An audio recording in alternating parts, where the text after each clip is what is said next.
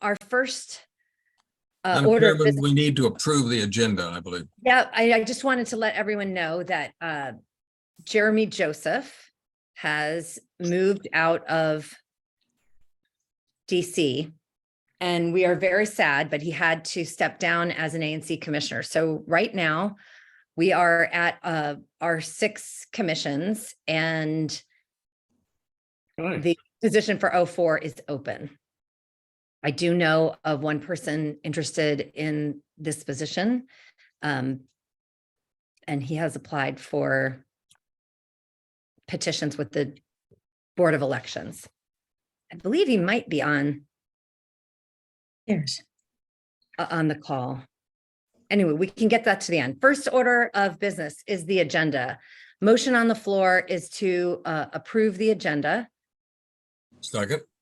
I'd like to offer some amendments. We are going to be deleting the letter to WMATA on the better bus routes. There's some members of the community who are meeting with the school tomorrow, and we didn't want to do a letter without talking to them. So we'll take that up in September. The next item, we have letters to DOB and DDOT regarding 5017 Eskridge Terrace. We are deleting the letter to the Department of Buildings. That will come in September. We are doing the letter to DDOT tonight. And we are deleting the last item of commissioner business, the letter to district agencies, thanking them for their cleanup. We've decided that there's a lot of people that we need to thank, and we are also going to be doing that in September. Mr. Dugan, it would be helpful also if members of the community want to spotlight somebody in particular that helped during the cleanup. So they can send an email to you or to all the commissioners. And if they send it to all the commissioners, we will include them in our thank you letters. You could even put it in the chat tonight if you wanted. Perfect. And we can read through the chat, but we have a long list of people who really helped clean up. We had a lot of damage. And we'll address that in September? Yes, we will. Thank you. So the motion on the floor is to approve the agenda as amended. All those in favor? All right, let's get down to it. First order of business is very important. The quarterly financial report due tomorrow. Commissioner Simkowitz, did you have? Oh, okay, your hand is raised, sorry. The motion on the floor is to approve the QFR. Is there a second? Second. Commissioner Simkowitz gives us a second. Commissioner Nowak, did you want to say anything about it? All of the commissioners have received a copy of the QFR. For anybody who's not familiar in the community with this report, QFR stands for Quarterly Financial Report. It records the incoming and outgoing money spent by your commissioners each quarter as by statute. This quarter, we had a couple of extra pages due to a city audit. We had some minor adjustments that date back to Q1. So we are refiling Q1 and Q2. And the Q3 numbers reflect that. But we are spending, I think there was actually no out of budget spending in this past quarter. The highlights are really just the continuing work for programs that you're familiar with, building assistance from surveyors or attorneys around development law, as well as our standard things like our administrator and transcriptionist. So happy to entertain any questions from the commissioners. Any questions? All right, I'm going to proceed to a vote. All those in favor of passing the QFR? Unanimous. Thank you. The next item is going to be the letter to Councilmember Fruman traffic safety legislation that's now before the Council's Committee on Transportation. I'm going to hand it over to Commissioner Elkins.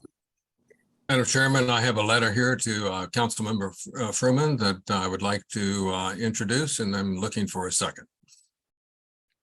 Second. These two pieces of legislation have been introduced and by the Committee on Transportation and the Environment on the Council, and we thought it was a good time to try to get some comments to them about strengthening these bills in most cases. While they are on recess, they use their recess to work on various bills, and we thought this was a good time to get to Councilmember Fruman. A number of people have made comments on this, both from the Transportation Committee and from the Commission, and the letter has been posted on the website. And unless there, I did make one change just today in answer to a question. We'd said that one of our concerns was raised by members of the Transportation Committee. I've changed that to some of our reviewers raise these questions. So we're not focusing just on one particular portion of our institutional arrangement here. So I open up for any questions from the commissioners.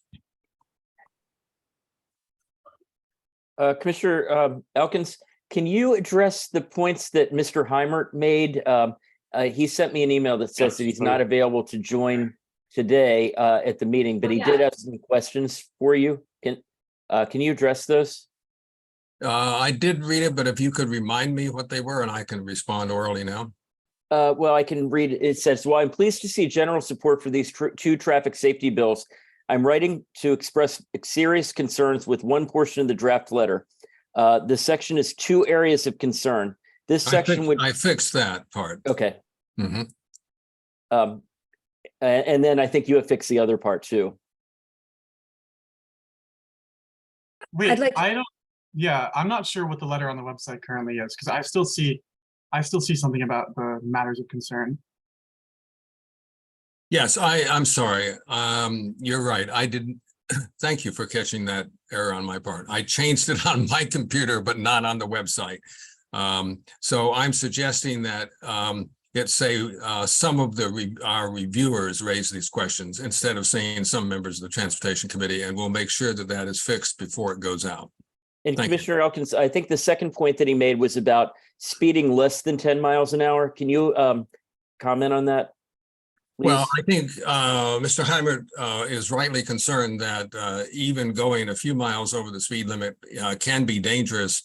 The question is, what should be the consequences? And some of our reviewers felt that putting points on people's licenses, particularly from automatic cameras, was perhaps more than was might raise a number of issues, including the accuracy of the camera and pushback from our citizens against the camera system, which we use, as you know, most of the tickets are issued by cameras, and we need to maintain public confidence in its fairness. So what we're saying in the letter is we suggest the council members take another look at that. Thank you. I think that addresses my concern as well as hopefully his.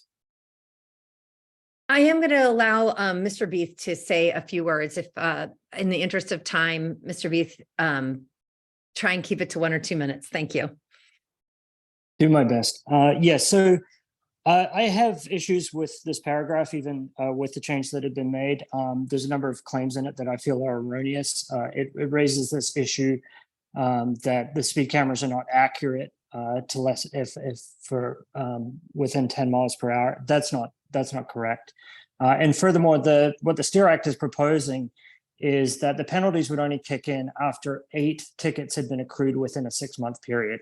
So if somebody is accruing 8 speeding tickets within that 6-month period, we know with a fair amount of statistical precision that they were in fact speeding, right? So there's a margin of error, but that margin of error falls to 0 with repeated infractions.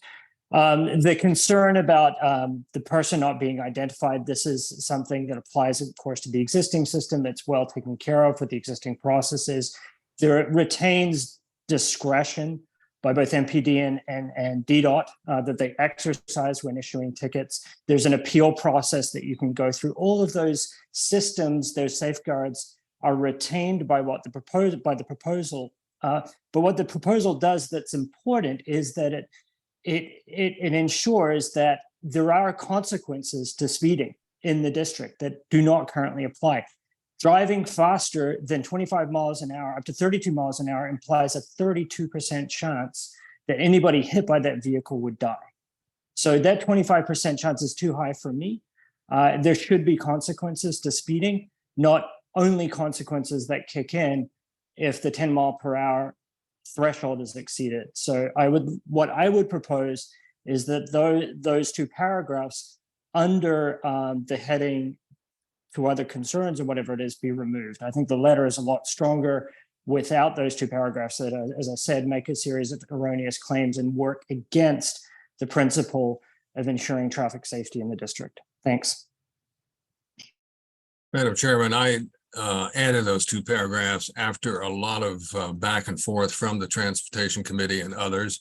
I was just trying to be responsive to the fact that there is a division of opinion within our ANC and within this neighborhood.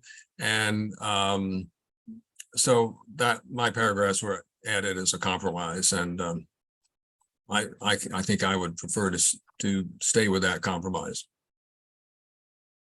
Are there any commissioners who would like to add to that? I think I'd like to propose an amendment to just strike the paragraph. To strike those two paragraphs or just the? I think it's just one at this point. If the one on the website is just one paragraph at this point, but it is that paragraph that Mr. Beath and Mr. Heimert had concerns about. Madam Chairman, I'd like to be heard. Go ahead. My fear on this is that if we strike that paragraph, we are letting the perfect be the enemy of the good. As Mr. Kitt just pointed out in the chat, Maryland and Virginia do not accept the transfer of points from DC to their residents' driver's license. So we would be setting up a two-tier penalty system where district residents would be more harshly penalized than the commuters who come into our city and are frequently at issue here. I think another issue that came up in the communications with the Transportation Committee is that one of the challenges that we have is the lack of enforcement on reckless driving or egregious speeding, and these lower speed limit violations, while one could argue that they do increase the traffic hazard, are not what is driving the mortality in the district. So I'll stop there. Madam Chairman, I think I heard Commissioner Roosevelt essentially make a proposal to strike the, am I correct, Commissioner? You're moving. Yeah, no, yeah. I think the paragraph is representative of some people in the Transportation Committee and some people on the ANC, but I think we should support the legislation in its current form. I think, again, we shouldn't let the perfect be the enemy of the good here. I think this is good legislation. I don't think we should try to edit it down. I think it really gets to the heart of the traffic concerns that our community has, and maybe it won't deal in the same way with Maryland and Virginia drivers, but this legislation will make our community safer, and asking for them to cut it down because we believe that, there are issues with automated traffic enforcement, or that, 10 miles over the limit isn't really speeding, I think would be the wrong way about going about this. So, Madam Chairman, is there a second to that motion? I'm just trying to move us along here. Commissioner Simkowitz seconds the motion. All right, motion on the floor is to amend the letter, deleting those two paragraphs. Commissioner Roosevelt, which paragraphs are this? Okay, so on the website, it's just one paragraph right now. It's under the. If I could bring up my screen, perhaps. Okay, yeah. Here, I think I have it right here. Hang on one second. I've got it here. Let's see. There are two of them. One is striking the one about the 10 miles per hour, and the other one, excuse me, and let me see if I move us on down, is I think 1/3 of the cameras are going to be equipped to be able to take a photograph of the front of the car. And so this paragraph suggests limiting the assignment of points to individuals when there is an image of the driver. That would be on 1/3 of cameras. Are there any other comments about the amendment? We'll be eliminating these two paragraphs. I'd just like to reiterate that the language of the letter as written says that some members have these views. That statement by definition means that we are not speaking with one voice. No, The it says some logical- reviewers. The some logical reviewers. corollary, I'm sorry, you're right. Some reviewers. The logical corollary is that some reviewers are fine with the language the way it is. Therefore, to put it in without this language completely removes the voice of the reviewers who, are in disagreement.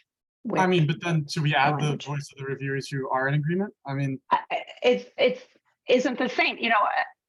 My point is, if you say some, then by definition, others disagree, right? So if some say don't do this, the remainder say, go ahead or I'm fine with it. Bernie, Commissioner Horn, sorry. I would agree with Commissioner Nowak. I don't see reason to delete these there. It's a more complete discussion. Okay, I'm going to call a vote on the amendment. All those in favor of Commissioner Colon Roosevelt's amendment to delete those two paragraphs, say aye. I'm actually going to vote for it too. The amendment fails. So now we are moving to Commissioner Simcoe. Did you want to say something else? No. All right, I'm going to go ahead and call the question. All those in favor to the letter as written? All those in favor? Unanimous. Thank you. Okay, moving on. The next item is 5017 Eskridge Terrace. For those in the audience who don't know, these are two homes on Eskridge Terrace near Key Elementary. There was a new drawing that was sent to us on August 4th that we are responding to.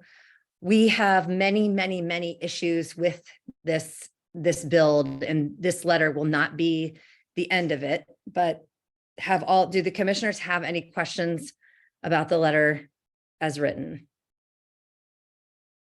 I would like to share my screen just briefly to show the commission.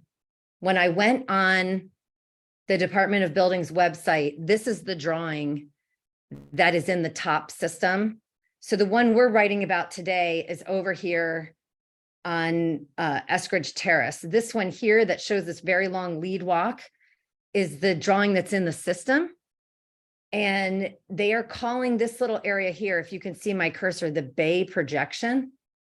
And you can see how their drawings are very misleading. If you look up here on the front perspective, they show this as a projection over the ground, but it now looks like it is actually part of the foundation, although I have not been able to find the wall test report. So I added a paragraph to our letter, and I'm going to show you what it is. Where is that? Here it is. And I'm just going to read it. After we say, also, we do not see this latest submission within the top system, which raises questions. We do see in the top system under tracking number 334965, drawings for the adjacent property 5024 Dana Place. These drawings continue to show a long lead walk and steps perpendicular to the roadway, which are not reflecting reality. Furthermore, the bay projection on this home is not projecting over the ground, but it's part of the footprint of the home. The picture is attached. And then I revert back to the drawing that we wrote the letter about regarding the attached drawing of the 5017 Eskridge. And then it offers the following. Does anyone have any questions? Commissioner Duncan, I don't have any objection with the letter as written, but I do have a question. Are we calling out both 17 and 24 as being problematic? As I read it, we were focusing just in, I believe, on 5017. So we were asked in our email to respond to the drawing from 5017, and that's what we're doing in this letter. But Okay, now, after reviewing the top system, there seems to be a submission for the adjacent property. But Commissioner Elkins and I are going to make sure that we have time to address that at the September 6th meeting. We will also be reaching out to the Department of Buildings. This is just absolute craziness going on. Without any other questions, I'm going to call the question. Any commissioners? All right, all those in favor of sending the letter as amended? Unanimous. Thank you. Moving on to the next item regarding zoning commission case 2225. Commissioner Elkins? Yes, Madam Chairman, I have a letter here to the zoning commission commenting on their proposed rulemaking in which they rejected the recommendation of this commission that they changed the rule which now exists, which is if you give oral testimony as a commissioner, you have only 7 days to come back to your commission, pray that in fact the commission is meeting during those 7 days, and to get your full commission to endorse the your oral testimony as being the position of the full commission, and therefore give it great weight. So this is it discriminates against giving great weight to oral testimony. The chair and others dismissed this as being unnecessary change because he can always give a waiver. And I think in the letter I try to lay out why that is not an appropriate approach to rulemaking that is trying to communicate to commissions what rules they need to abide by and what deadlines they have to meet. He doesn't have to give waivers very often because most people don't think that they can meet the 7 days or 9 days or whatever, so they don't submit it. So anyway, this is my attempt to try to get the zoning commission to reconsider. It doesn't affect other parties. It basically allows ANCs to have more great weight. So go ahead. Motion on the floor is to Yes. approve this letter as written. Is there a second? Commissioner Cologne Roosevelt gives us a second. Any discussion or questions from commissioners? I'll just comment that I think this is really important and I hope that they take this advice. All those in favor? Approved. Thank you. The last item on the agenda before we get to Wesley is the letter to the zoning commission regarding a point to include a decision regarding the American University Meltzer Center. Commissioner Elkins, would you like to present? Yes, I would. During the hearing on American University, there was a comment about the need for neighbors to participate in all the pre-hearing processes so that their concerns can be vetted and then bring them forward to the zoning commission to the extent they were not settled at that time. And when American University sent in their proposed wording for what the order should say, they did not include that. And I talked to the lawyer there at the zoning office and indicated that she indicated that if in fact it was in the transcript, that would be something that's appropriate to have in the order. The language we proposed does not single out any particular organization. It simply makes the general point that it would be helpful to the zoning commission to have these issues vetted in the neighborhood and that they urge everybody to do that. So I ask for a second. Commissioner Simcoe, provide a second. Does anyone have any questions?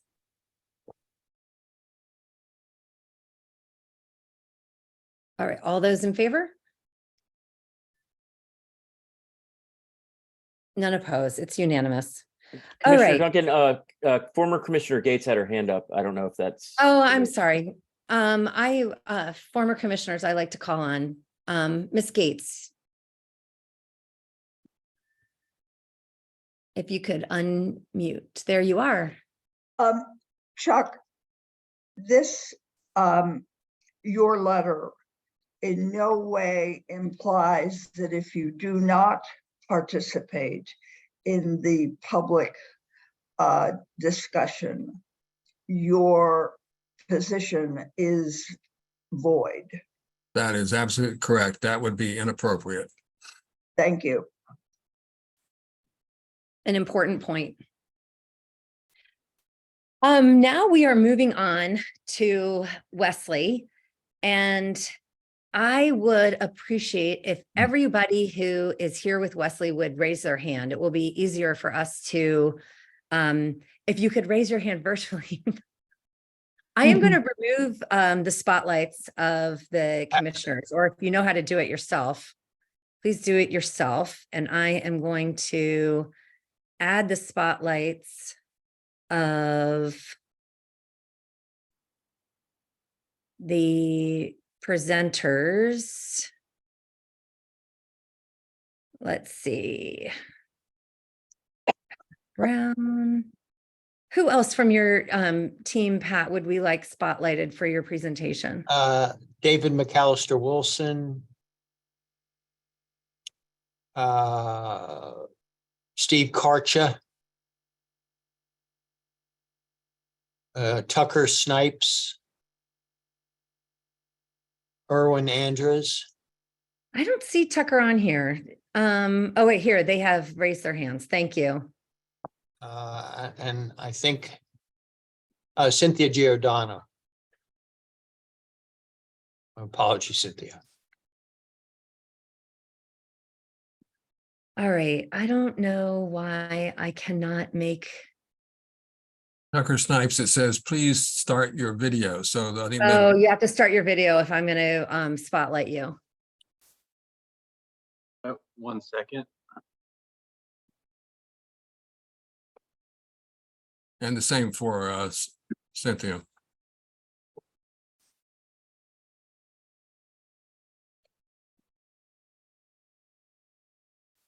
I think once I spotlight you, if you don't want to be, you can turn your camera off. And then if you need to speak, it will automatically turn it back on. And if we could, Mr. Karcha has control of some PowerPoint, so if. Let's see, Mr. So I guess he has to be.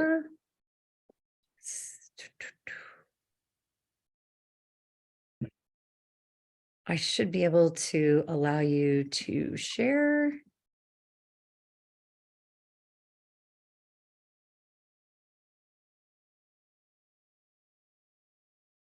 All right, you should be able to share right now. Okay. Before we get started with a brief presentation, I'd just like to introduce, probably doesn't need any introduction, but David McAllister Wilson, the president of Wesley. Let me just say thank you quickly to all those who have attended and are paying attention to this very important plan, creative and adaptive, to help Wesley thrive in place. There have been many co-creators of this plan as presented this evening, including members of this commission, our neighbors in the CLC, the Office of Planning, and the commissioners, with the goal of Wesley remaining in place as an anchor institution in this neighborhood and in the city of Washington. So I am grateful to you and look forward to the presentation and to the questions. Okay, Steve, if you could go to slide number 10. And I'm, excuse me, Mr. Brown, I'm sorry, I didn't say this ahead of time, but for those of you who are at home and the other commissioners, we're not going through the entire presentation. We are focusing on any new information that Wesley has, the look of the building, the view from the street, the green space, and then we're going to immediately go into the discussion because we have already seen some of this information before. There you go. Take it away, Mr. Brown. Thank you. Actually, Steve, why don't you go 2 more to 12? And just, again, just as a starting point, Wesley at the corner of Mass and University Avenue. And you'll see in the area where is currently a surface parking lot is the proposed new dormitory, surrounded by the 2014 dormitory. And the blue and red buildings are the existing academic and administration buildings and the red chapel on the seminary. On University Avenue side, there's proposed a small admin building to 1 story, 2 stories, residential in character. And then along University Avenue, after the long delayed demolition of the old president's house, re-landscaping, which we'll talk about in more detail further, but a small community playground. And then Steve, if we could go to the next slide, 13. And this is a view of the green open space prominent along the Mass Avenue and University Avenue fronts of the property, with the campus on the hilltop and hidden behind the perimeter of buildings. The PUD and the campus plan commit to maintaining the green open space. It's about 255,000 square feet of land area. 55% of the overall campus property would be green open space. And further, we'll discuss some of the additional landscaping to be provided. Next slide, please. And this is the proposed new dormitory. This is looking at it as you come off the Mass Avenue driveway entrance. And you'll see to the right, the building is stepped down as it relates to University Avenue. And on the left side is adjacent to the AU campus. Next slide. And this is the opposite side of the building. On the left is a step down to University Avenue, and to the right is the AU campus.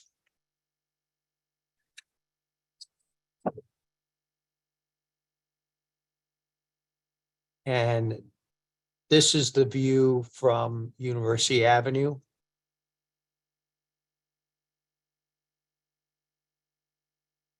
And this is the view from the opposite side.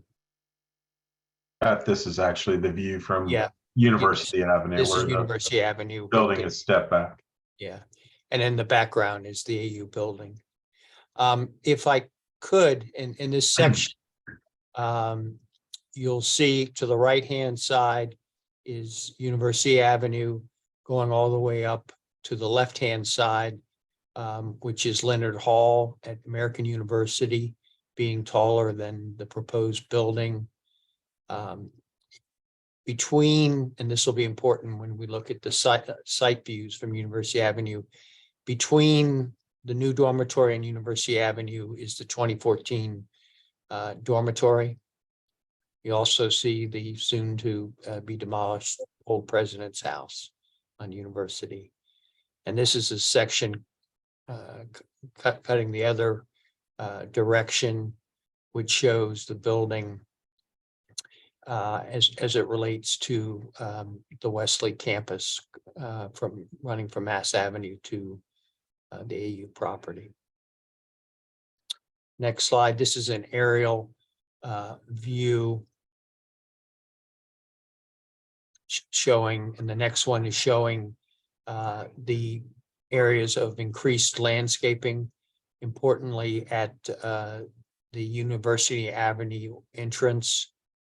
On either side, there'll be landscaping around the new admin building after it's built, and you'll see quite a bit of additional landscaping in the University Avenue Old President's Home site, and a site for a community playground. If we could go, here's a little bit of enlargement of that area.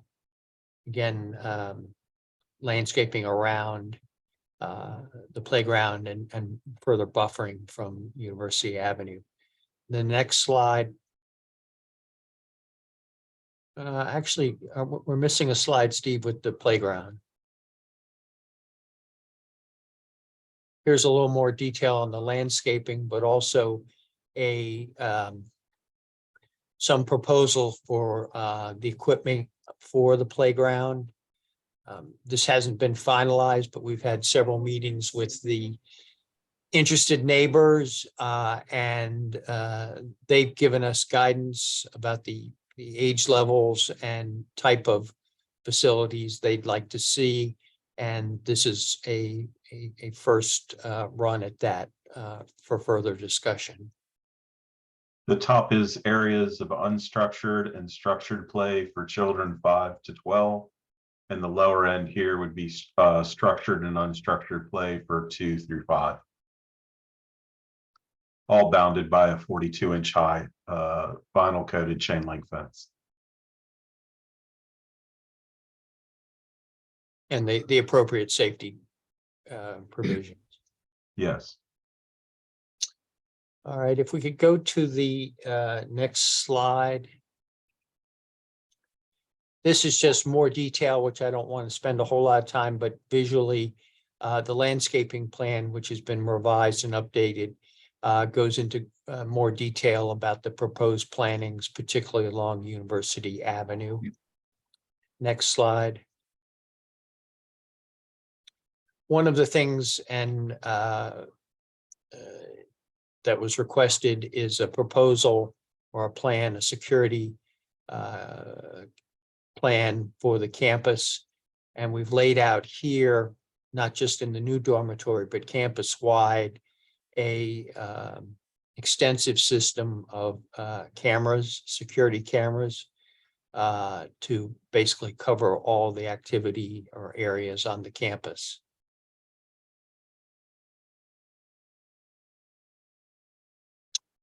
And here, starting at Mass Avenue, this is the entrance driveway.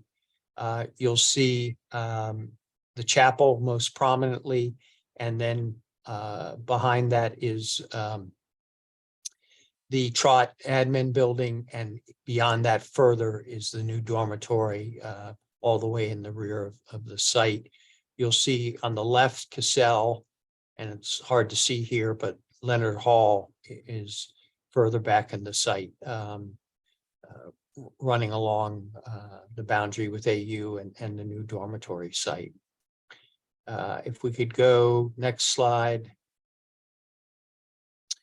This is looking up the University Avenue entrance exit, and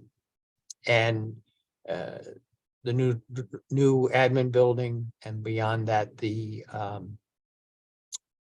new dormitory.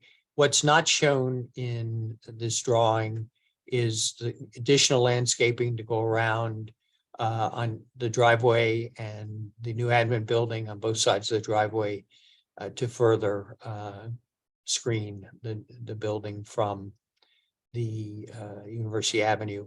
The windows at the corner here, by and large, at the top floors, face into the campus rather than out toward University Avenue. Next slide. This is further down on University Avenue, and you can see in the foreground the 2014 dormitory, and at the top a very limited visibility of the new dormitory. We go to the next slide, and this is a winter view, which highlights the gray at the top is the limited visibility of the new dormitory, with the 2014 dorm in the foreground. And one more slide. This is looking up the street from further down University. I believe this is at Rodman or Quebec. Rodman. Rodman. And one more slide. And this is at Wesley Circle, showing the view down University. And then up on the right is Massachusetts Avenue.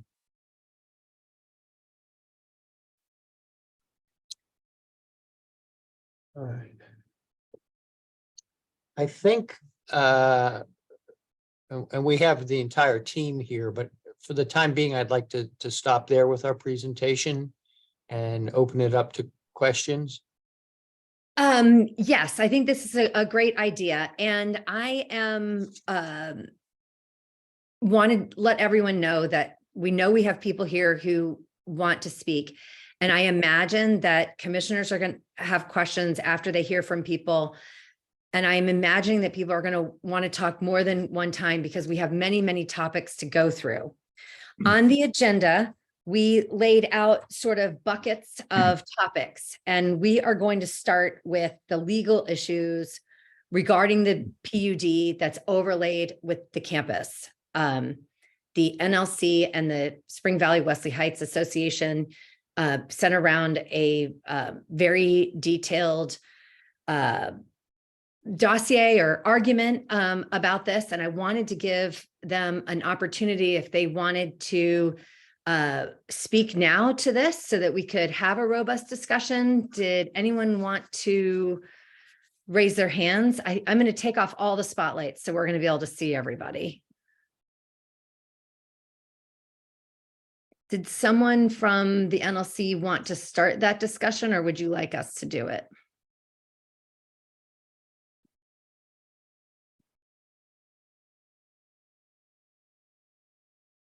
Are you able to unmute?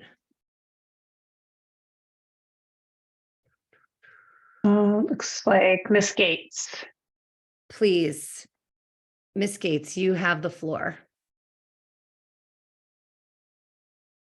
Ms. Gates, you'll need to unmute. You're currently on mute. Okay, I'm off. There you go. Before I begin, did you have something to say, Dennis? I do.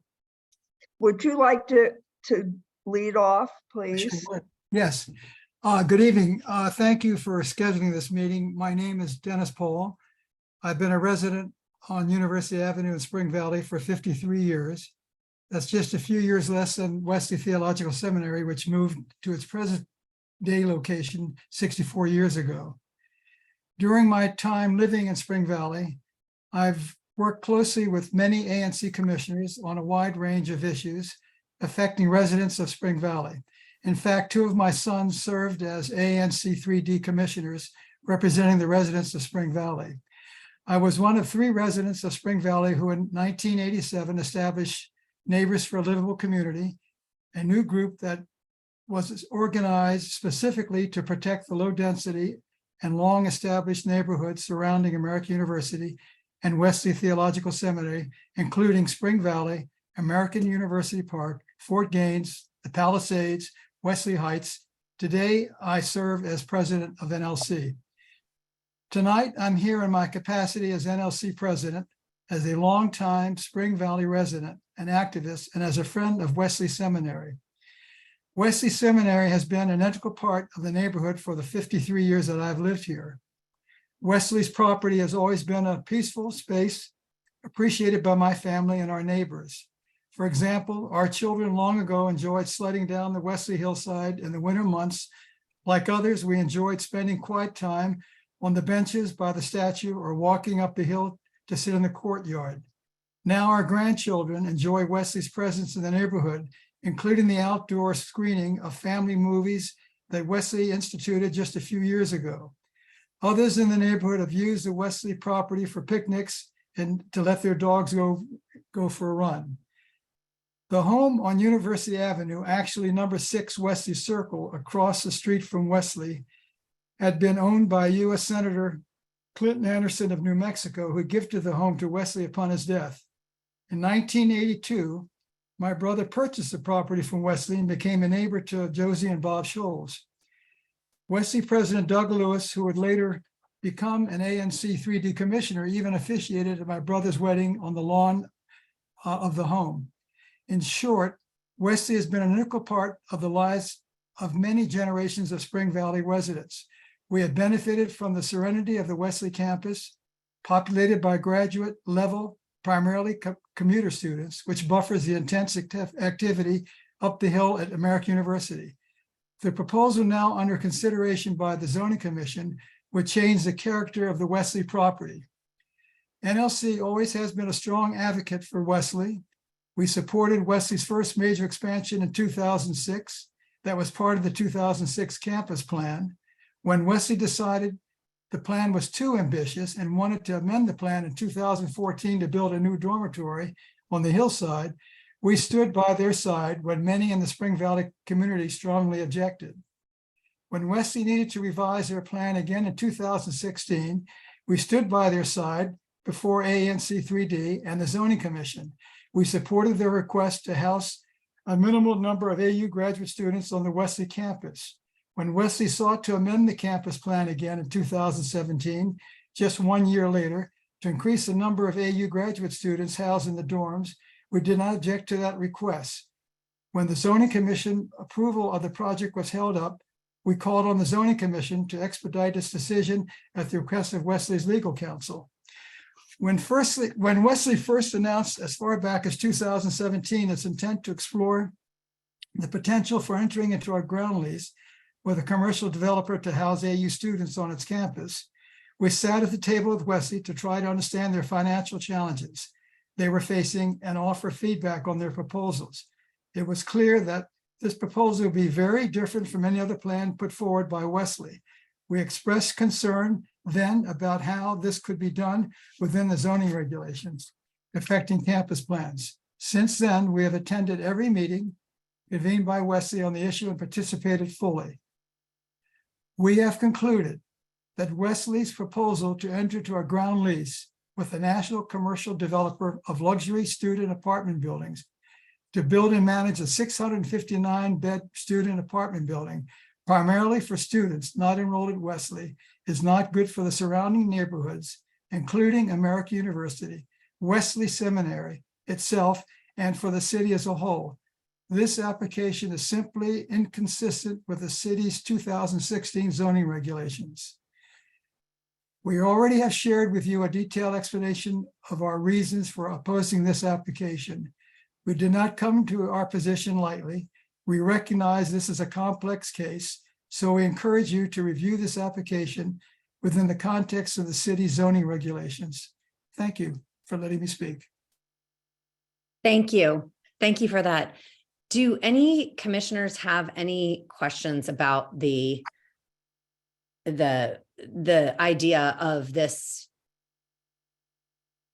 PUD being a ground lease with a commercial developer as part of this PUD? Basically, do you have any questions about the NLC's argument that this is a commercial enterprise?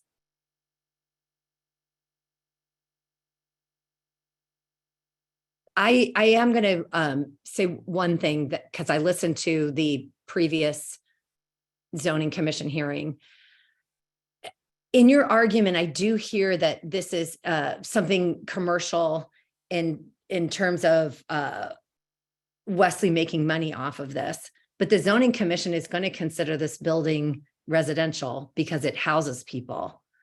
So I'm not sure they're going to take your argument, because they said if people are living there, it's residential, it's not commercial. If they approve this, it's not as if Georgetown's going to be able to, build a casino. It's sort of how I was looking at this. It is a residential property. It's not a commercial property. I saw Mr. Carter, but now I see Ms. Gates. You should be, there you go. Tricia, I really am concerned by your statements, because the zoning commissioners themselves agreed that this was a commercial apartment building. So this is not just our argument, it is the zoning commission's argument as well. We might want to, I understand what their concerns were with the original campus plan, the housing students from another campus. But I also heard an argument that this is not considered a commercial use, it's considered a residential use. There was a discussion about that. There was, however, it went beyond that into the fact that this is, because of the way it is being set up with Landmark, it is a commercial enterprise. But not commercial use. It is a commercial use. It's a commercial apartment building. Where people live, it's residential, it's a residential building. Nevertheless, it's commercial. Yeah, but by that definition, Ms. Gates, every apartment building is commercial because That's every correct. landlord and every developer is a That's commercial correct. enterprise. That's But that's not the way zoning treats residential properties. really, In terms of use, yeah. We Well- we don't treat an apartment building the same way we do a restaurant or a casino, to quote Commissioner Duncan, or any other non-residential property. nevertheless, they're all commercial uses. But that would be every dormitory because universities make money off of dorms also. Because the universities are renting, leasing to their own students. This building is not being built primarily for students at Wesley. It's being built primarily for students at American University. I definitely understand your concern. I just don't think that It's not a concern, Tricia, it's a point. I understand your point. Thank you. Does anyone else have any comments on this specific legal issue? I've Commissioner got a Sisco. question for Commissioner Gates. Commissioner Gates, what legal justification do you have for your statement about that? If any, Could you be a little more clear? where is there a definition of a commercial use? And in the zoning commission, is there a specific definition of that term, commercial use versus residential use? Because I don't know the answer. Maybe somebody else does. Can I get back to you with that? Sure. Yes, I'm sure there is. I have my zoning book here. It would take me a little while, I think. That's fine. I'd rather get the answer right, and we're not making any decisions tonight. So maybe Commissioner Emeritus Elkins might have a solution for this. No, Do you? Want to, if I could jump in, I'd ask Commissioner Gates. Are you saying, as you understand the regulations, Alma, that this would need to be zoned commercial? I mean, that I think maybe that's a separate step from whether it's called commercial or not. I think I'm hearing you say, or am I, that it needs to be zoned? No, I'm commercial. not saying that. Oh, okay. All right. So it can be a dormitory and be on land that is not zoned for commercial. All right. That's right. And that is the way that a typical university's dormitory exists. In other words, that the let's take American University dormitories, they're not on commercial property, but they are dormitories. And They're so the same way, this could be on the land where it is without changing the zoning, and it can be a dormitory. A commercial dormitory. A commercial dormitory. Okay. I will add that if there was no campus plan, the zoning, the underlying zoning here is RA1. So row houses, townhouses, or 3-story garden apartments. Commissioner, Yeah, I've got two really quick questions for President Wilson. Is there any restriction on the rental? Can somebody not affiliated with Wesley or AU rent an apartment in one of these in this building? No, they cannot. And is there a formal affiliation between AU and Wesley, either historical or currently? There is a number of avenues of affiliation not related to this building. We are both ultimately amenable to the United Methodist Church. We have some joint degree programs together.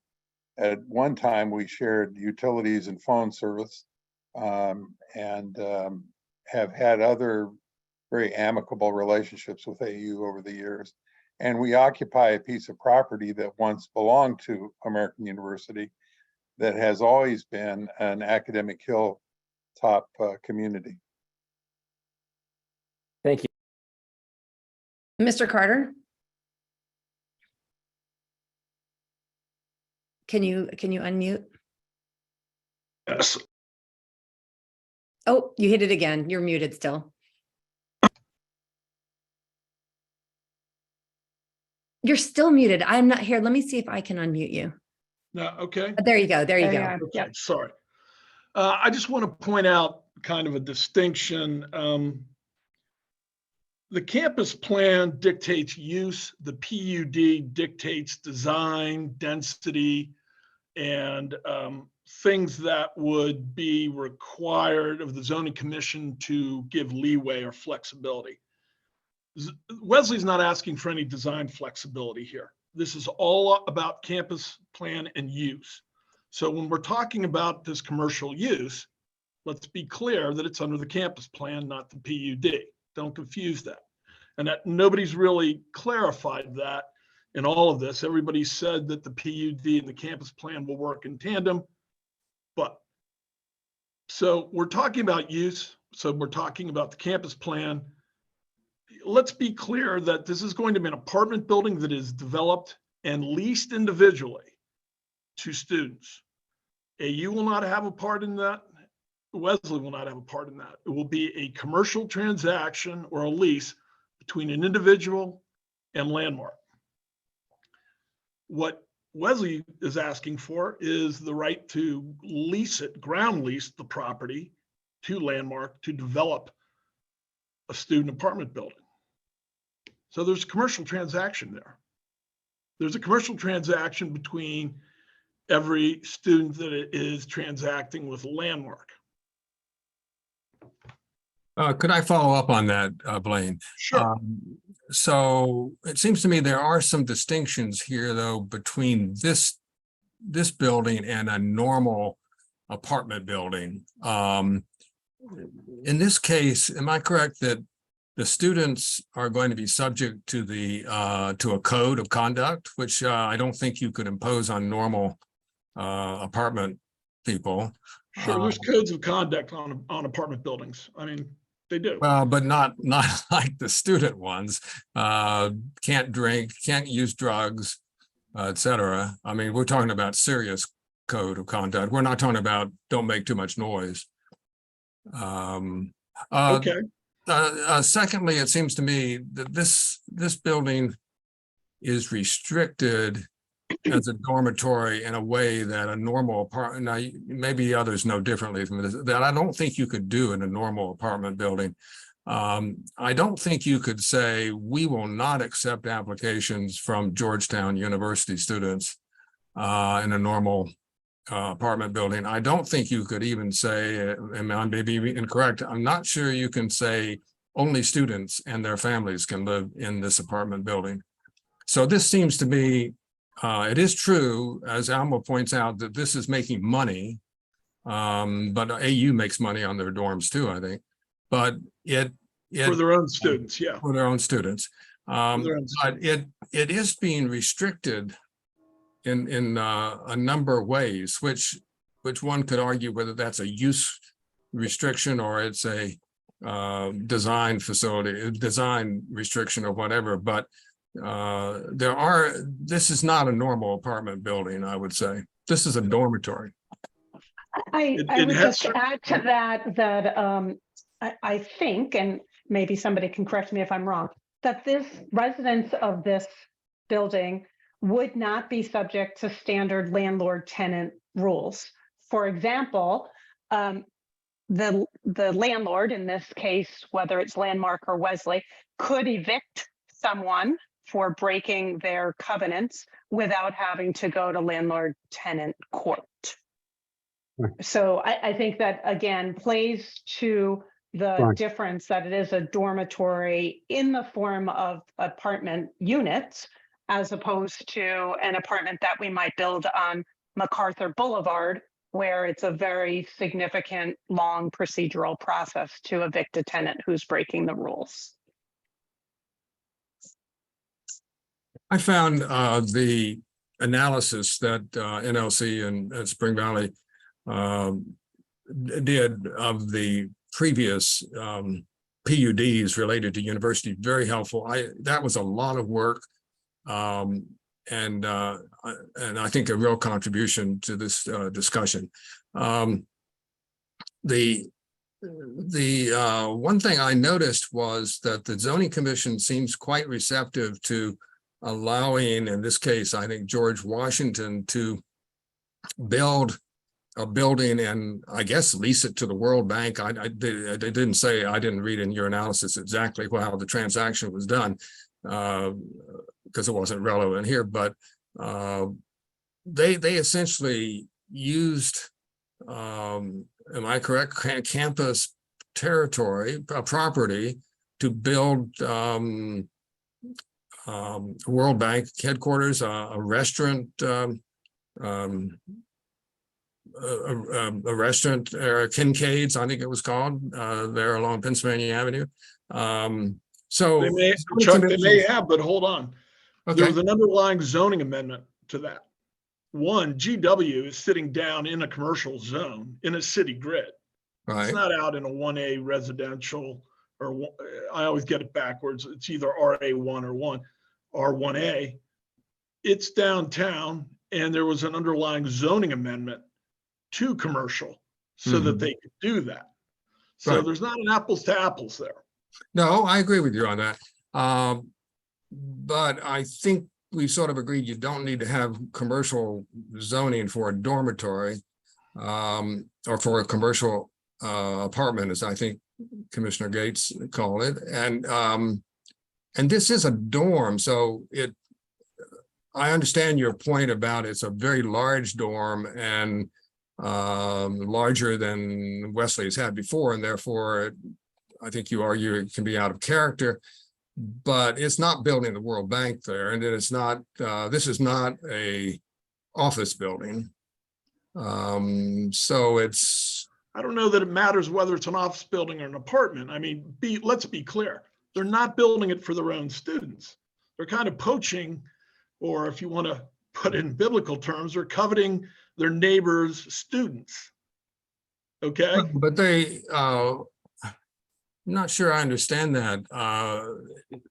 Zoning Commission has been in favor of having universities have properties that make money. I mean, I think they recognize from the document that you produced, they recognize time and again that universities need to be able to make money separate from teaching students. And that is what I understand Wesley is trying to do as well, to use their property to have an income stream, just like the World Bank, I guess, was feeding, it maybe is still, I don't know, is feeding money to George Washington to help finance their educational effort. Yeah, but again, Commissioner Simkowitz, did you, you had your hand up. Did you want to add to this? Why don't you go to Commissioner Gates first and then come back to me? Okay, Commissioner Gates. Let me read you the regulation that covers this conversation. The campus plan process shall not serve as a process to create general commercial activities or developments unrelated to the educational mission of the applicant or that would be inconsistent with the comprehensive plan. So this is not in keeping with the mission of Wesley at all. has nothing to do with the mission of Wesley. It's a commercial undertaking. But is the World Bank a part of George Washington's educational effort? I don't think so. Kincaid's is certainly not. But remember, the zoning for that piece of land changed, and it allowed that. Right, but it was part of their We're campus not asking plan. for any relief in this case. But I think you indicated earlier, we don't need the zoning change for a dorm. And it is part of the campus plan. I mean, it's consistent with their campus plan, just as it was, I think, in the case of George Washington, if I understood your document. Perhaps we should hear from Wesley's response to Mrs. Gates' argument.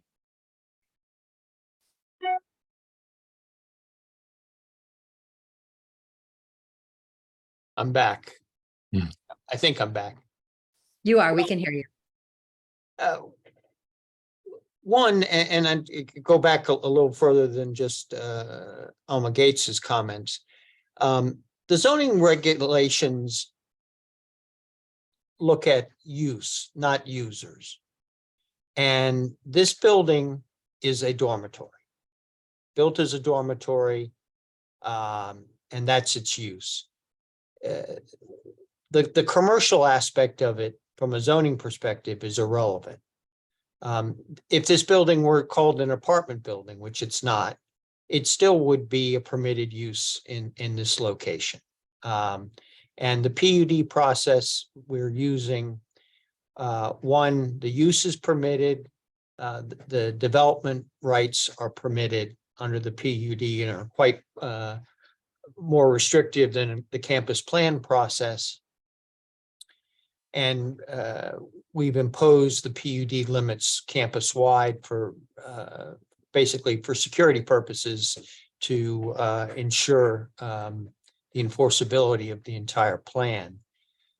We are, in fact, asking for some minor flexibility.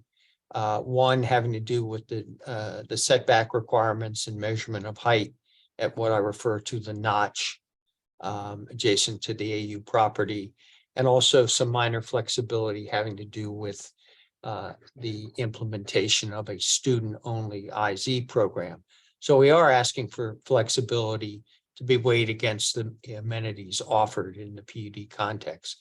But this is really, I mean, and I understand why, but this is the fact that other people will live in this building than strictly Wesley students doesn't make it a commercial use.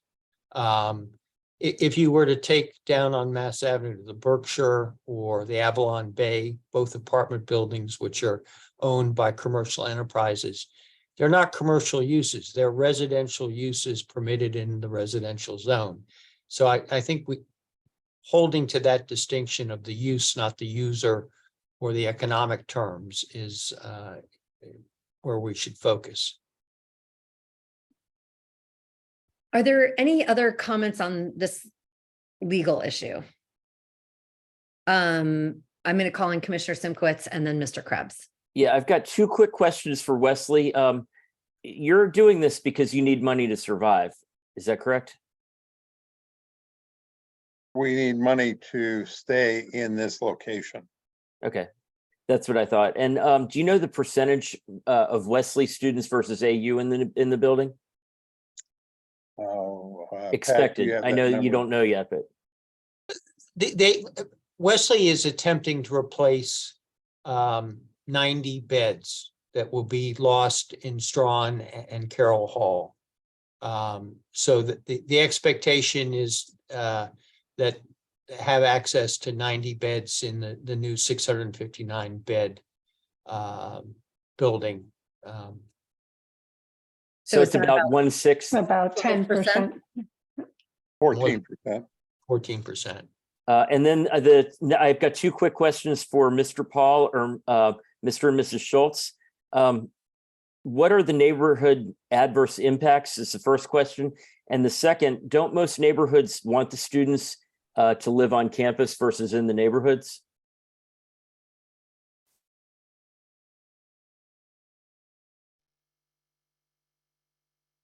Madam Chairman, I think my fellow commissioners jumping ahead on the agenda about asking about objectionable impacts. We're still on legal issues.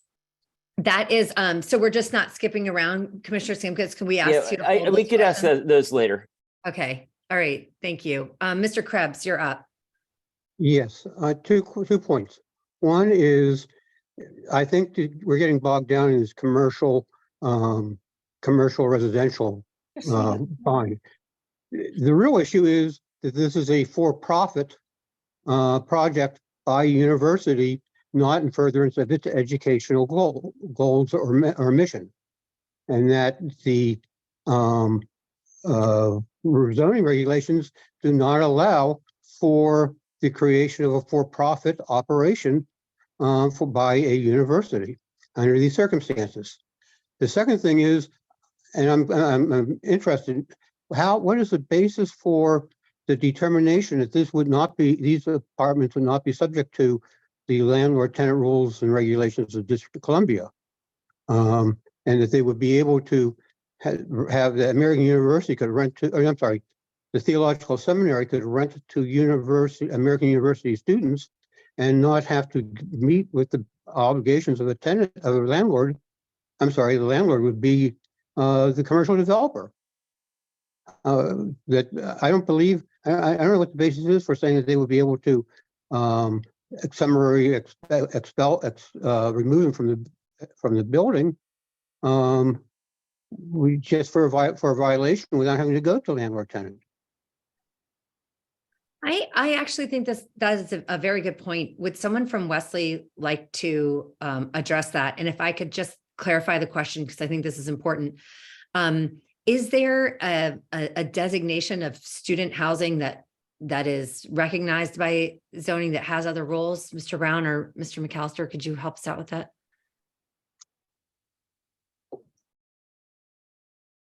First, and Cynthia may want to weigh in additionally but as an initial matter, a student in a dormitory doesn't occupy subject to a standard lease. It's more like an occupancy agreement, not subject to the typical landlord-tenant restrictions. Or now, the building's subject to all the housing and other codes, but the nature of the agreement between the parties is different and doesn't fall within the typical enforcement of the landlord-tenant laws. It wouldn't be subject to rent control, for instance. Why not? Because of the nature of the agreement and the nature of the occupancy. But it's not a dorm. A dorm would be owned by the school, either one of the schools. But that's not necessarily true. A dormitory could be owned by a school, it could be owned by a private enterprise. Do you have any support for that? Yeah, there are other dorms in the city. Zoning regulations specifically speak in terms of dorms without the context of a university. And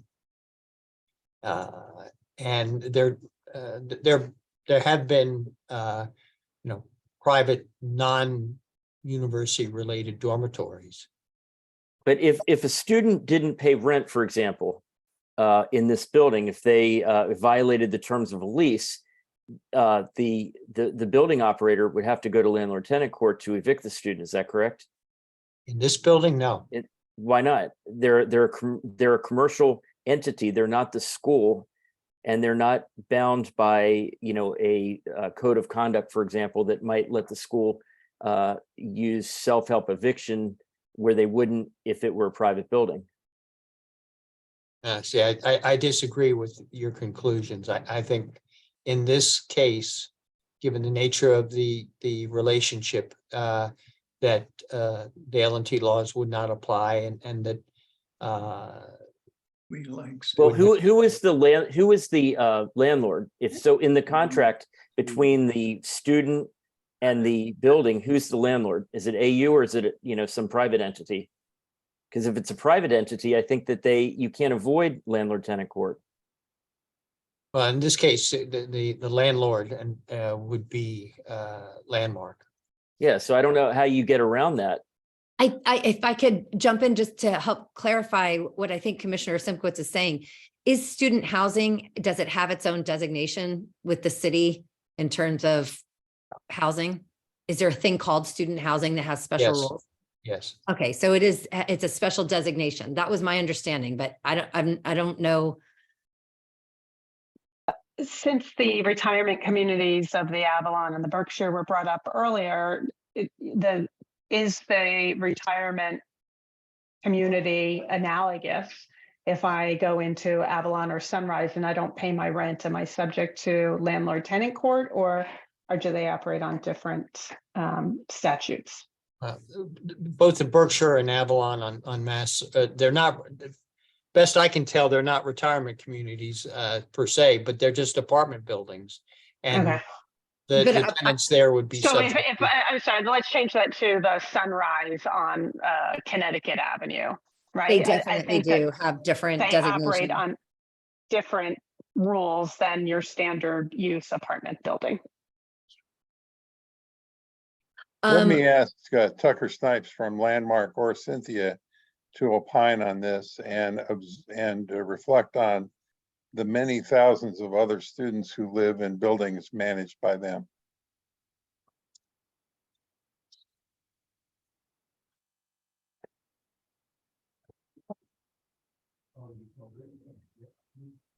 While we Tucker? wait for them to come back, I'm going to call on Ms. Scholes.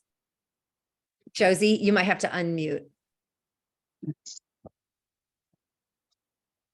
This is Cynthia. I'm happy to respond to that while we're on the subject.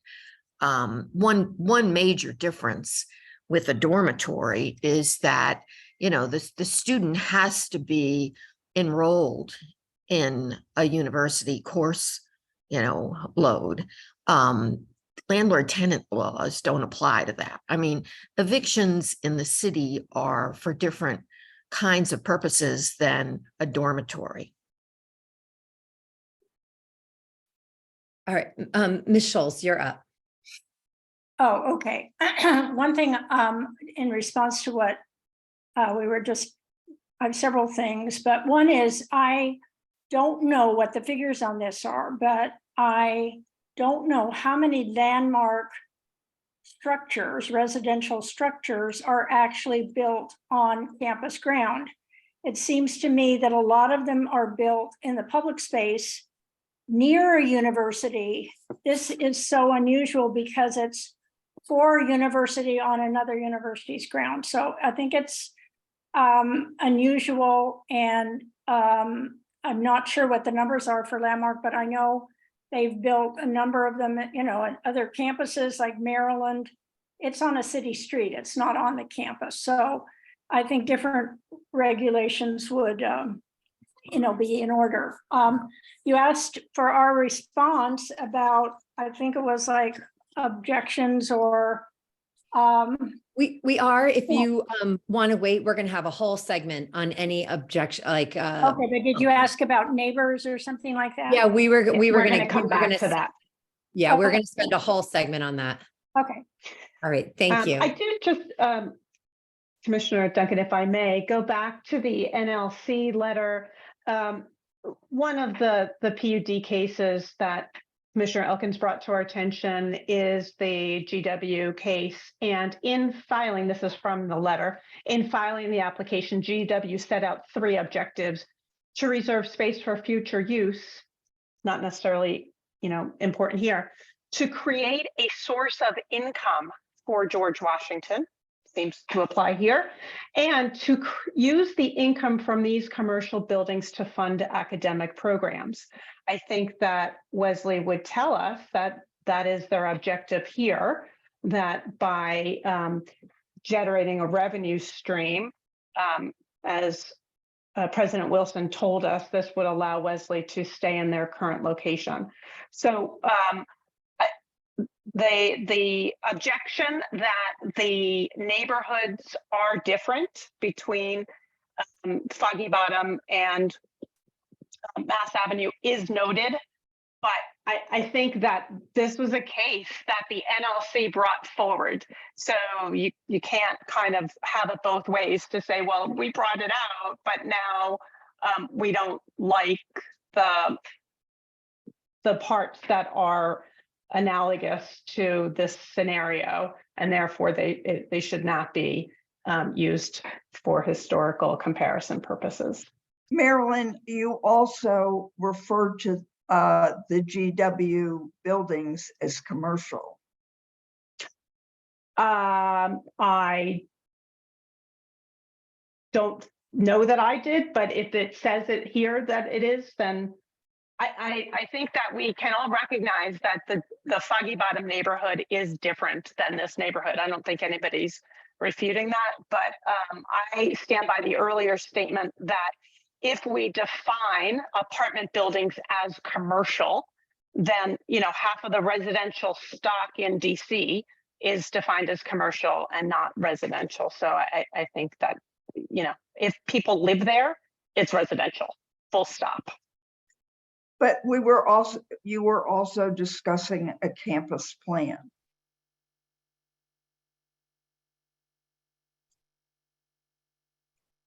That wasn't a PUD filing that you all put in that letter?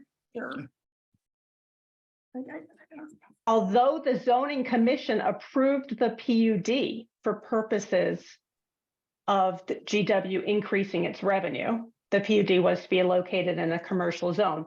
So you do acknowledge that the PUD was approved for GW increasing its revenue. Now, again, we can debate the importance of the difference between it being in a commercial zone versus a more residential area. But to Commissioner Duncan's point, the zoning commission approved it as a PUD. Marilyn, I really hate to argue with you, but we are talking apples and oranges here. Ms. Gates, I'm reading from your letter. I don't know that there's apples and oranges from the black and white text on the page. I understand you're reading from our letter. Our letter was to point out the different PUDs that have been approved for campus plans, but nothing in there is equal to what is being proposed at Wesley.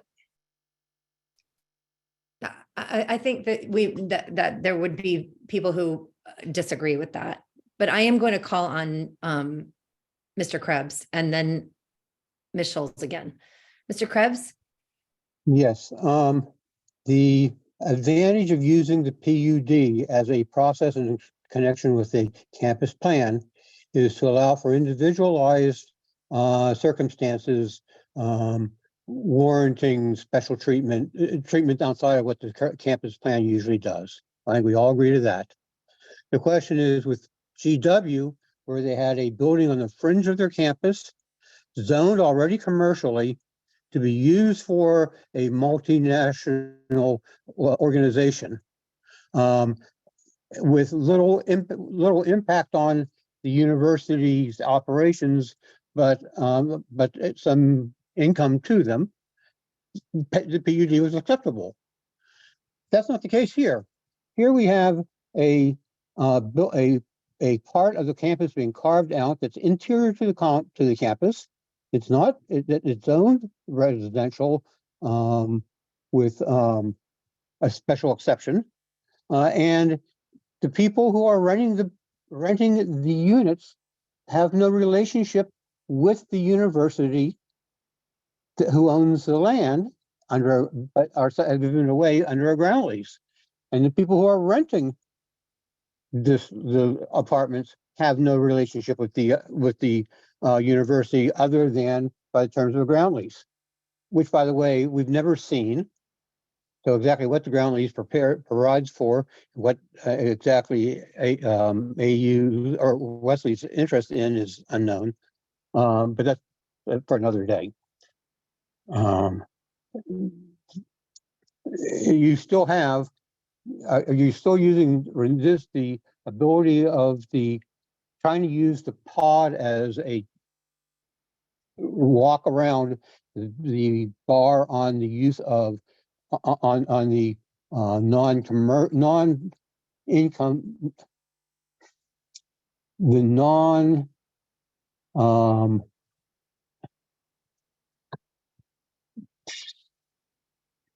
What you may deem as like a the non-funding. non-affiliated use. Yes. Yeah. Thank you. I'm going to go back to Ms. Scholes. Hi, just one point. You said that the GW PUDs were equal or equivalent to this. However, zoning changed. The zoning rules changed in 2016. So the point in that whole rendition that was sent out was that all of those cases on universities were before the new zoning rules. And now with Wesley, it's coming after the zoning rules have changed.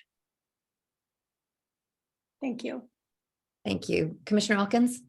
Well, just to respond to that last point, I think that may be true. And I think the the report from NLC essentially makes the point this is the first case that's to come up, and it isn't necessarily bound by the previous precedents, although I think it's helpful to read the precedents. I wanted to add, I really don't understand Mr. Krebs' point in saying that the World Bank was at the edge of the campus, but it was part of the campus plan, and it seems to me that here, this is on the edge of the Wesley campus. It is right next to other buildings that serve the same function as this function. How is that different from a commercial building next to a commercial building? This is a dorm next to a dorm. Is being put far away from University Avenue, for instance. It seems to me it's quite in character with the rest of Wesley, in the sense it's a dormitory. It's not a well, somebody said casino. It's certainly not that. It's not even a stadium or something. So it seems to me, and there was concern, that this would be setting a bad precedent for universities across the city. Building a dormitory seems a perfectly good thing to build on a campus. It's what people would expect to be built on the campus, and the fact that it earns money is not unique. American University makes money off their dormitories, and I'm sure other universities do too. So I'm having trouble understanding why GW case doesn't really sort of support this decision. Thank you. Thank you. Commissioner Simkowitz. Commissioner Duncan, I think it would be helpful if the neighbors on the one hand and Wesley on the other would give us some kind of legal analysis on these issues, because they're complicated and I don't have the answer, and I've been a lawyer for 30 years. Well, in the interest of time, we are, just so everyone knows, we're voting on this in September 6th. So we do have time to go back and forth and give our arguments, and maybe we can get a response from Wesley. But I am inclined to move on to discuss the other matters, because in the event the Zoning Commission does approve this, I think it's very, very important for us to discuss possible impacts and benefits to the community. Is everyone amenable to this? With just a nod of the head, commissioners? Okay, great. The next item, and I think this one can be very short, is alternative scenarios if the PUD is rejected. I'd like to, I think that I would like for Wesley and that team to maybe respond to this, because there has been a lot of stuff being said and going around, and you may have touched on it in some of your writings, but could you give us an idea if, like, what happens if this PUD is rejected? Like, what is, do you have a plan? Yes, well, there are several options, but first I'd want to respond to Dennis Paul's remarks at the beginning. I've been on here almost as long as Dennis has, and I agree, there's been a very good relationship with the neighbors over these many years. But what I would say is there will be a change one way or another on this property. What we're proposing, we believe, is the highest best use of this property for the sake of the seminary and for the neighbors, not just the neighbors across University Avenue, but the neighbors surrounding the Wesley AU campus, because it brings students onto an academic campus. The purpose is for us to thrive in place, but if this can't happen, then Wesley is going to have to consider the best way to make use of the inherent value in this property. And whether that means we move, sell and move, sell this piece of property and move, sell it's going to involve some significant change. And I think it's going to involve a change that threatens much of what is good about this proposal. And so it's hard for me to understand the concerns of the neighbors in light of the future scenarios. We are going to have to make use of the value of this property. We think this plan is the best use for all concerned. Thank you. Does any commissioners have any comments or thoughts on this future use? Commissioner Elkins. I did have a question. I wish, I don't think Tom Smith is here, but maybe others know the answer to this. And if not, maybe you could provide it to us. I think at the CLC meeting, Tom said that he'd concluded that a McLean Gardens type of development could not be, would not be one of the possible scenarios. And you know, we had bandied about the idea of just using McLean Gardens as an example of what might happen there. And so I was surprised by that. And Tom at that time, this didn't go on and explain. Does anybody know why that's the case? Why Tom reached that conclusion? And if not, could we get, find out about that between now and September? I mean, I would disagree with his conclusion.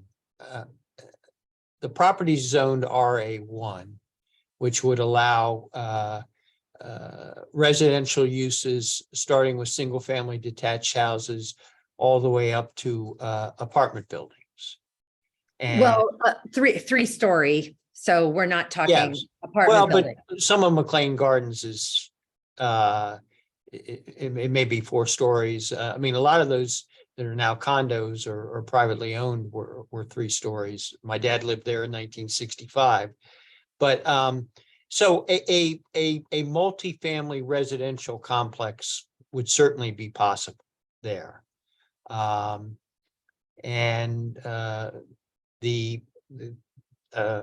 an educational use, not just a college or university, but a private school would be possible there. I mean, the highest density use would be a college or university, which would be 1.8 FAR, which would be significantly, I mean, we're proposing 1.07 FAR with the new dormitory. So it would be considerably more density on the property. I made the comparison at the CLC meeting that the development rights that we're leaving on the table through this plan and the conditions is equivalent to being able to build another building approximately the size of the new dormitory. If somebody new were to come in and wipe the slate clean with all the existing buildings, you'd have the ability to build the equivalent of 3 of the apartment buildings, give or take a little. So that an educational college or university would be a much more intense use than being proposed. Thank you. I'm going to call on Commissioner Nowak and then I'm going to go to the neighbors. Commissioner Nowak. Yeah, I think that was a great segue from Mr. Brown, because my question is, in the absence of the seminary, a logical purchaser of the property would be American University. One of the arguments that we heard earlier is that this dormitory would house non-Wesley students. So if I fast forward a couple of years, American has bought the property and they need housing from their students. Is there any restriction that would prevent them from building a 700-person dormitory? Since that is one of the key arguments that keeps coming up, that this isn't for Wesley students, it's for American students. If now American builds that same dormitory, presumably it has the same impact on neighbors. They could build the same dormitory and they could build it in a different location. Closer to University Avenue, closer to Mass Avenue. One of the key features of the Wesley plan is the maintaining the Hilltop campus configuration surrounded by the substantial green buffer area. A new owner would not be subject to those limitations and could build closer to University Avenue, closer to Mass Avenue, more than likely have a high volume driveway exiting onto in and out on University Avenue. There are all kinds of, and I'm not trying to be alarmist, but it opens the door to possibilities that this plan forecloses. Thank you. Mr. Clarkson. Thanks.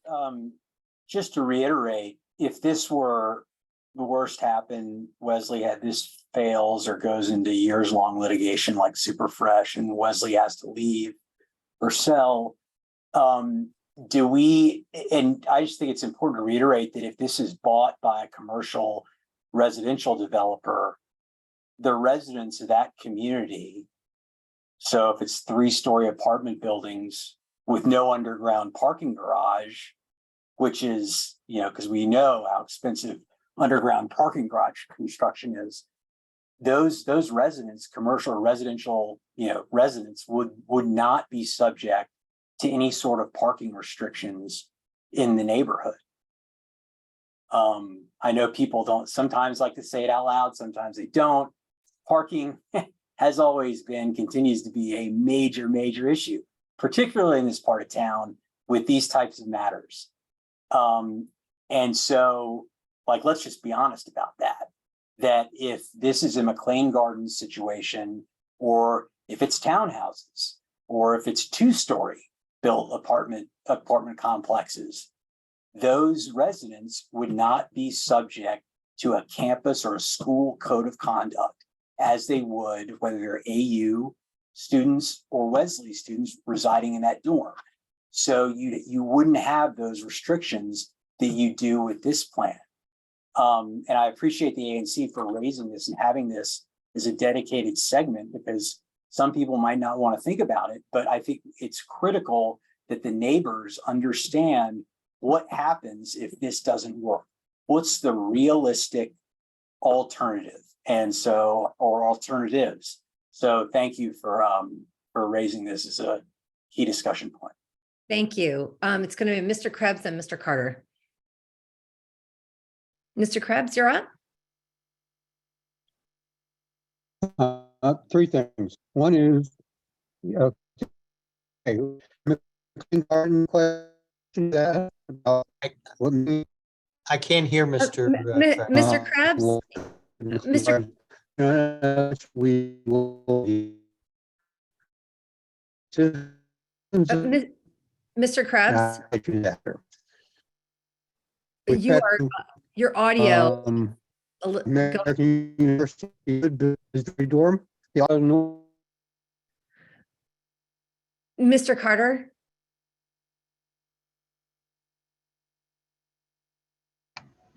Yes, I just want to, I am a neighbor. I would like Wesley to stay there, but I'm concerned about the zoning, and the possibility of development doesn't concern me because I think that by right development would push a private developer to do something other than multifamily housing, just from an economic standpoint, because dealing with the district and dealing with everything that comes under apartment buildings is very onerous.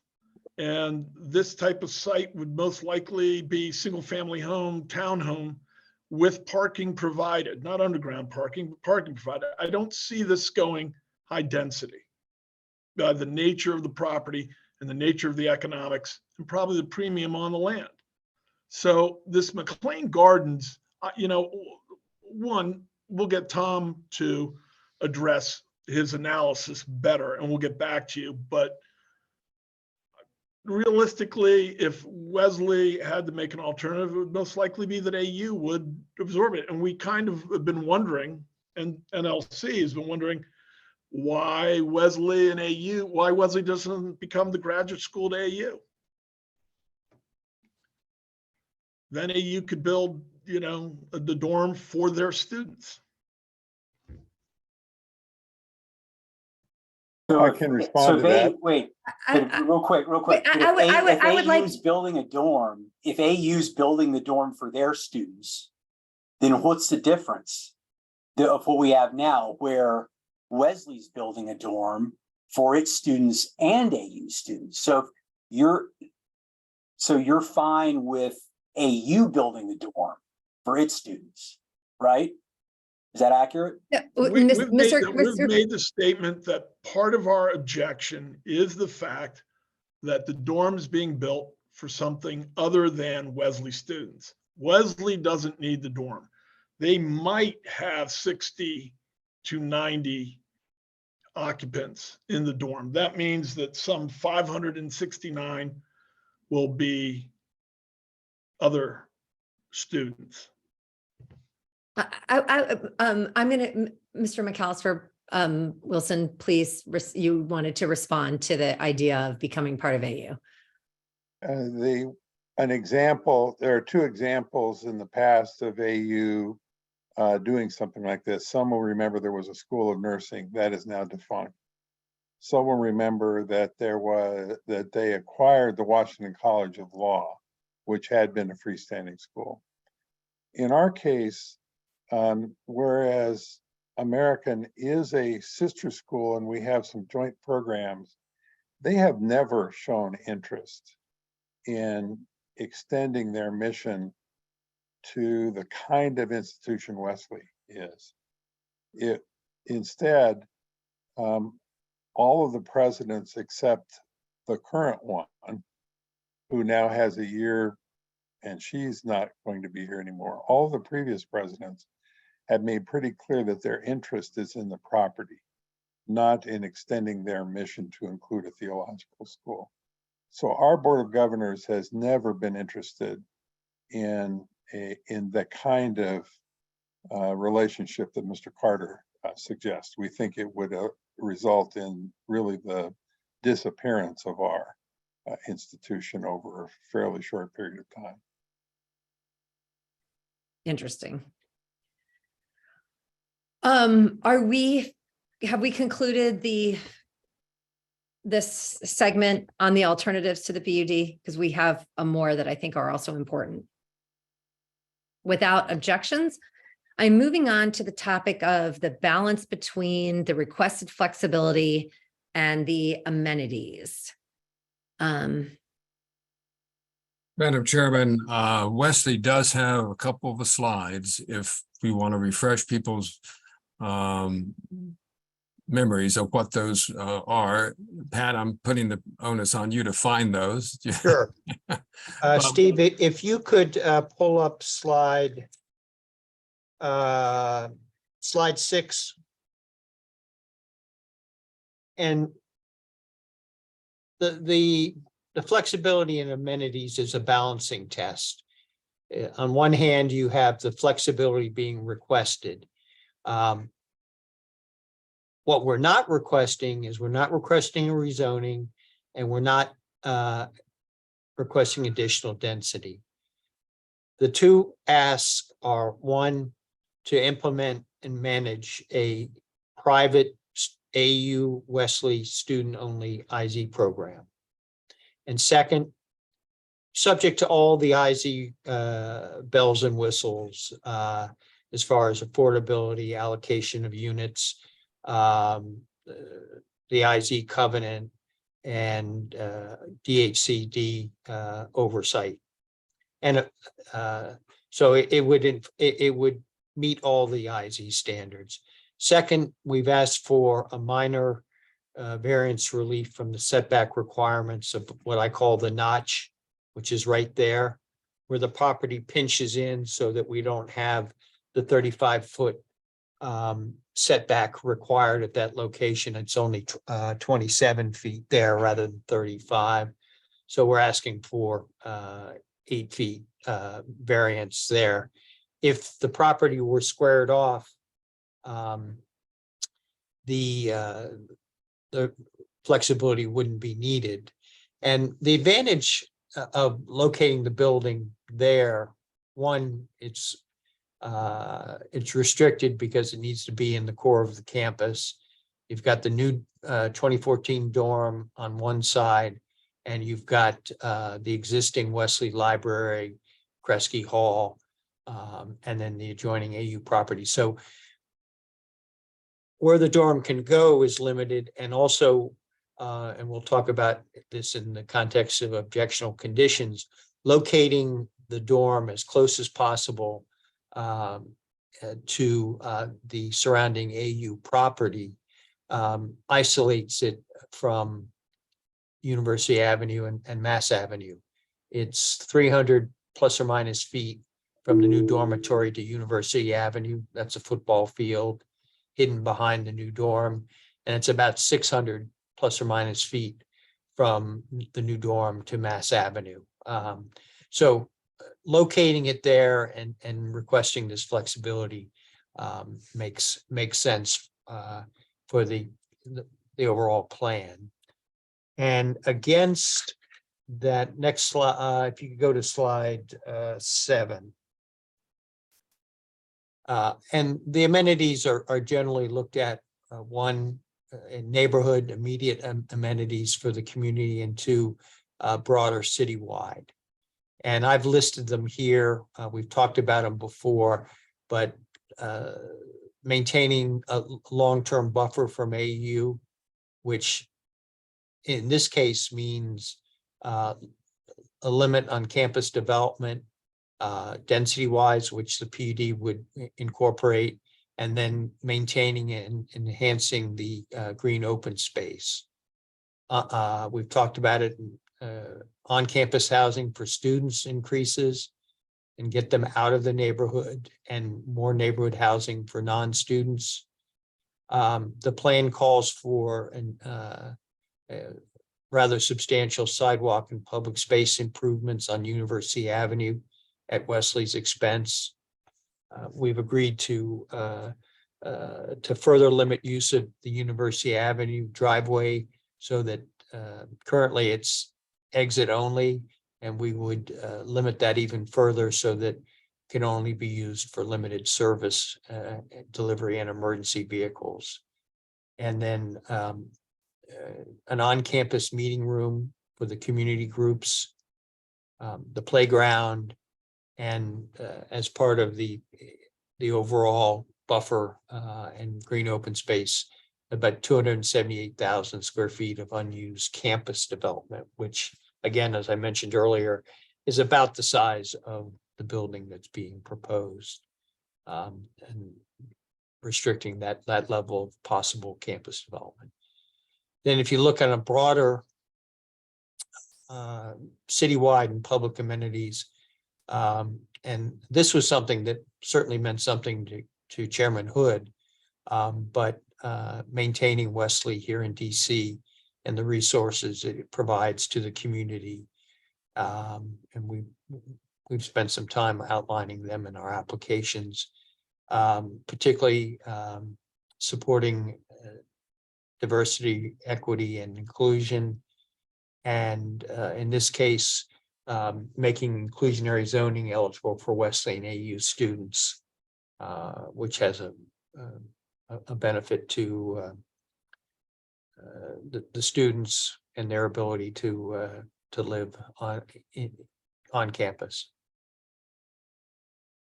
Thank you for outlining that. That was very helpful. If we could stop sharing so I can see the grid here. Thank you very much. Commissioner Elkins, you have your hand up. Yes, I'd see if I could try to focus our discussion on this. Maybe it can go quickly, and that is, I think the zoning commission will expect us to, as the ANC, to opine on whether the balance between the flexibility requested and the amenities is appropriate, that they are in balance. And so they will also ask about objectionable impacts. We're going to get to that. So I think the question I would like to hear from neighbors and others is, does anyone think that they are out of balance? Because that's what we need to know. If people think they're out of balance, then that's important for us to hear. Thank you. Thank you. Ms. Gates.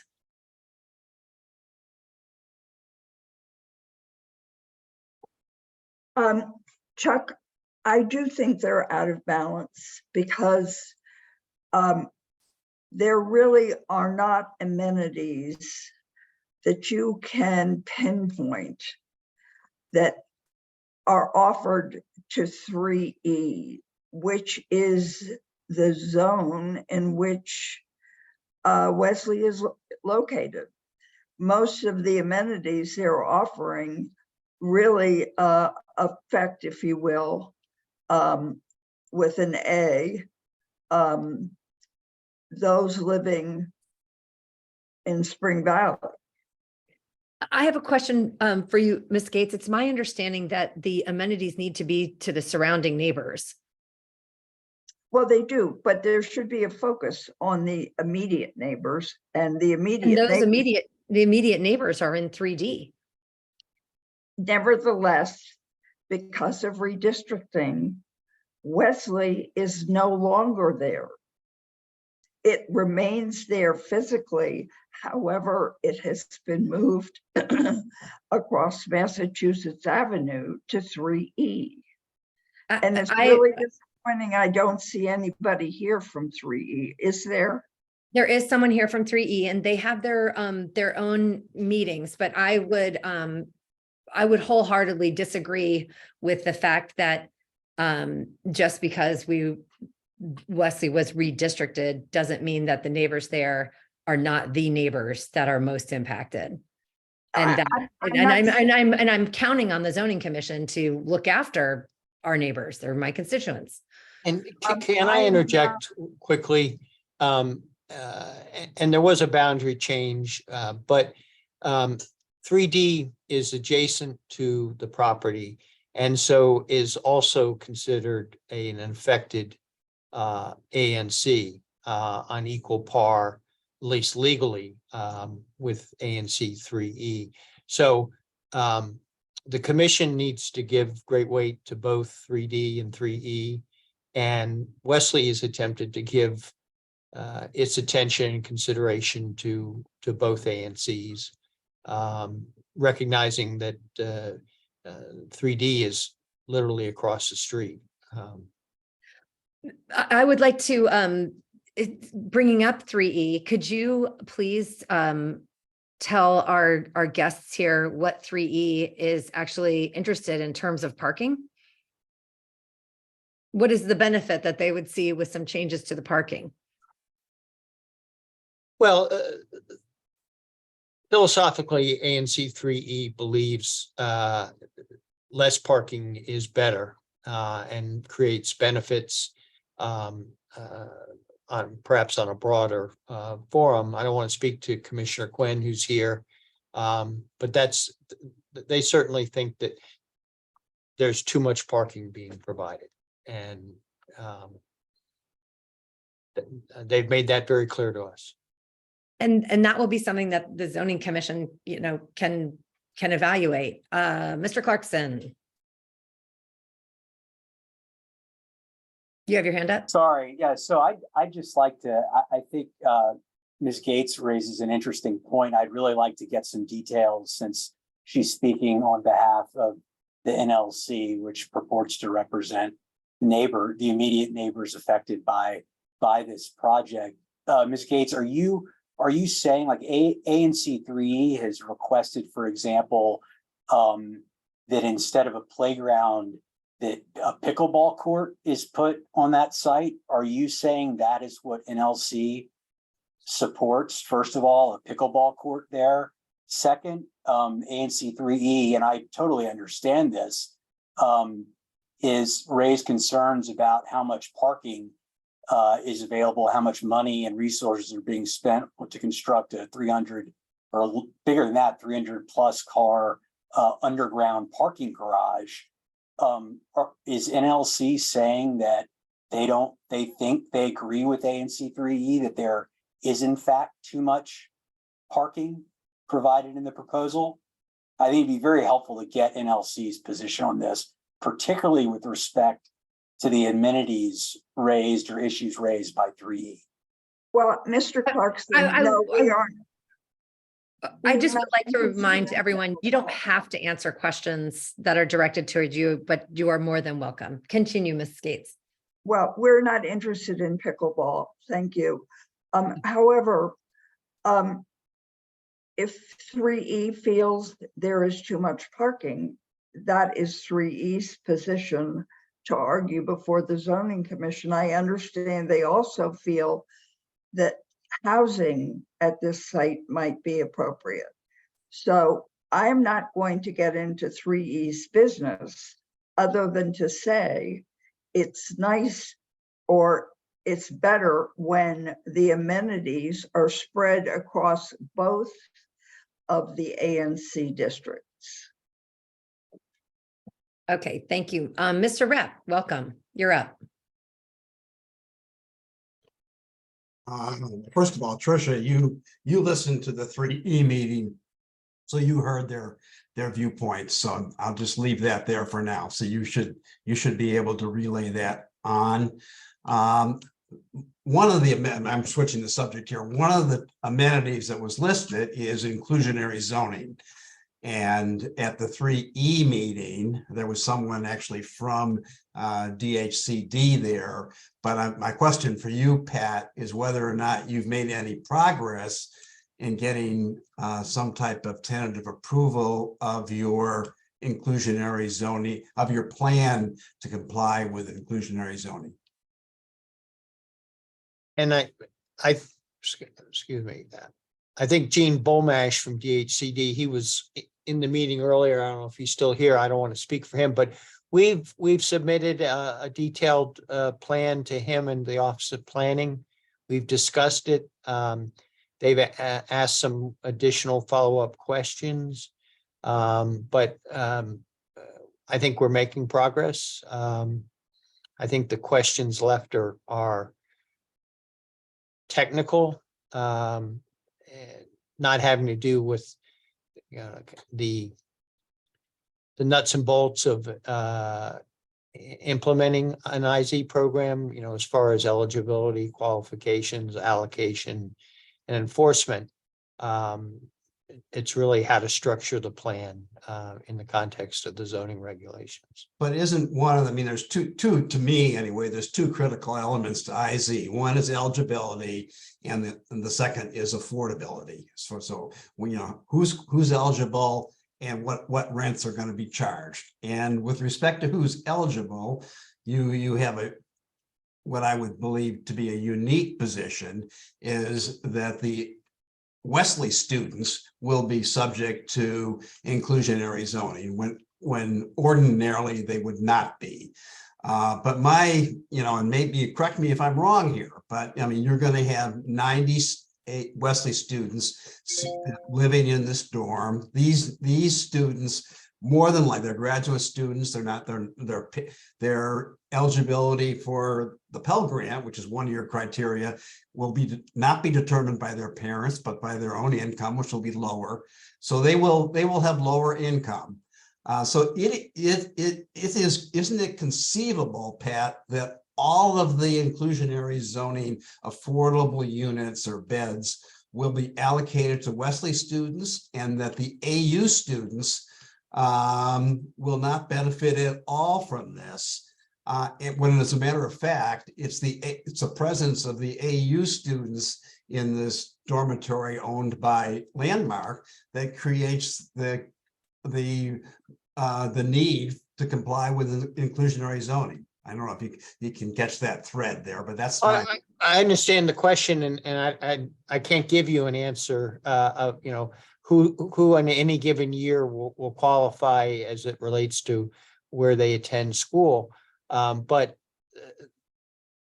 the required IZ beds will be occupied by people who are eligible under the established criteria for income and subject to the rent levels that are not established by Landmark or Wesley, but by DHCD. So, and there's a real incentive because if you don't fill them with eligible people, those beds go vacant. So there's a real incentive for everybody involved to attract and qualify students who are eligible. I would like to interject because I did some research and I spoke to Mr. Balshan about this at length. And it is my understanding that IZ that's regulated by the city, student housing is exempt from that. So what Wesley is asking for is basically permission to do a separate program. And the reason that student housing is exempt from IZ is because it would be wildly inappropriate, let's say, for a single dad and his 2 kids to have an apartment in this building that's surrounded by college students. It is not necessarily a symbiotic and healthy relationship in a dormitory style building to have families. So IZ is excluded from this. However, under this PUD, Wesley is saying we want to have some kind of IZ program that we'll administer ourselves. But if they get this approval, they will be audited, let's say, by the city, and they'll have to keep track of the units. And I guess I don't know, would this be part of the zoning order that would establish this, or do you need permission, Pat, before the zoning commission hears this to get this IZ exemption? Will they be making a recommendation to zoning? What are the hoops you need to go through to figure this out? Well, certainly the IZ requirement will be incorporated in any zoning commission order. Okay. Absolutely. And particularly as it relates to any flexibility that we've requested that, you know, for a AU and Wesley student only lottery, and things specific to this case. My hope and expectation is that we'll be able to present a framework that both the Office of Planning and DHCD find acceptable to the zoning commission as part of the hearing process. Okay, so you'll need to come up with your plan on how you're going to implement it and put that forward. Yeah, if you haven't already. Okay, Ms. Gates, did you want to comment on this topic? I did. Tricia, I have a question for Pat Brown, but before I go there, you recall that this dormitory is being made available to students and their immediate families. So when you say the father with the 2 kids being surrounded by college kids, that could possibly happen here, I think. But anyway, Pat, are is the flexibility you are requesting does it rise to the level of requiring a PUD, or is this something, are these requests like the setbacks, etc., something the zoning commission can handle without any additional zoning, like a PUD? Well,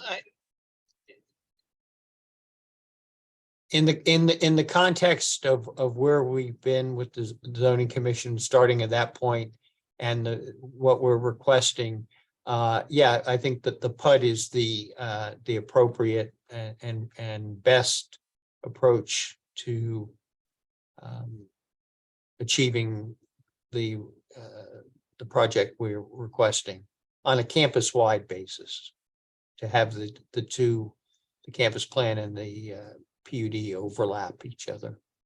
But I'm really just talking about the flexibility.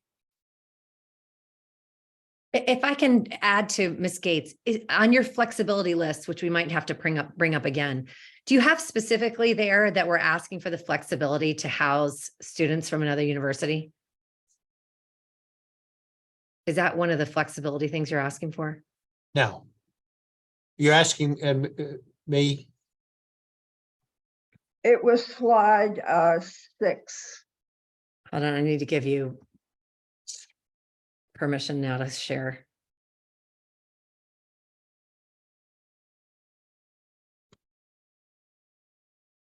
Well, It's the IZ zoning with AU. Okay.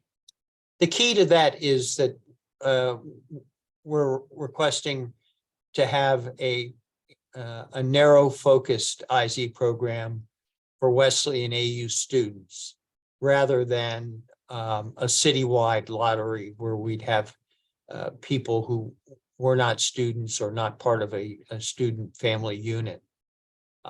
So that's the flexibility we're asking for. But Pat, is that flexibility, the IZ program, the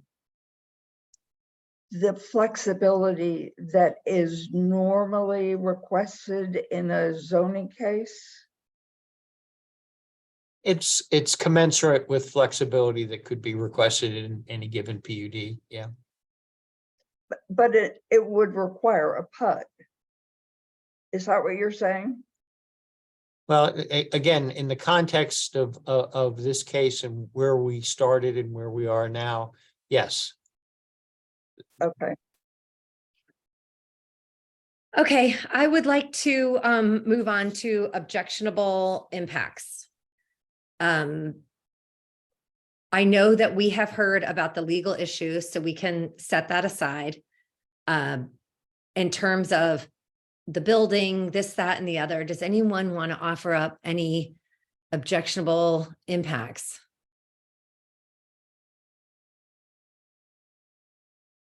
And for the commissioners who are new to the PUD process, the flexibility versus amenities is part of the zoning thing, and the objectionable impacts to neighbors is also a thing. Ms. Schultz, thank you.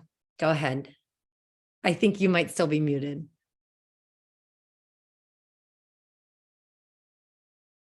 I think you are still muted. There you go. Okay, it's not just a building that's going to be built, it's going to be filled with undergraduate students. So that is going to be an impact on the neighborhood.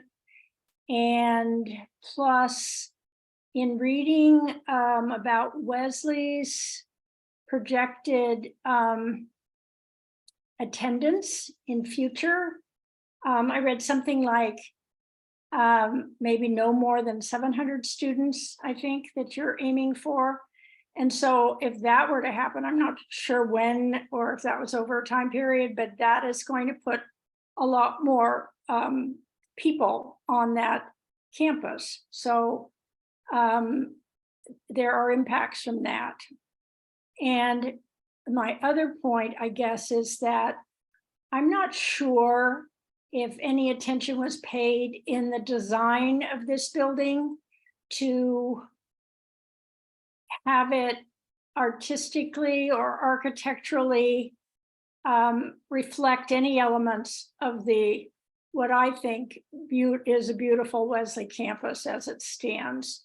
So I don't know that this, I've not heard anything, maybe I just missed it, that this building is going to dominate and is very large and it doesn't have any linkage, I don't believe, architecturally to what is already there. So I would just mention both of those points since you're asking.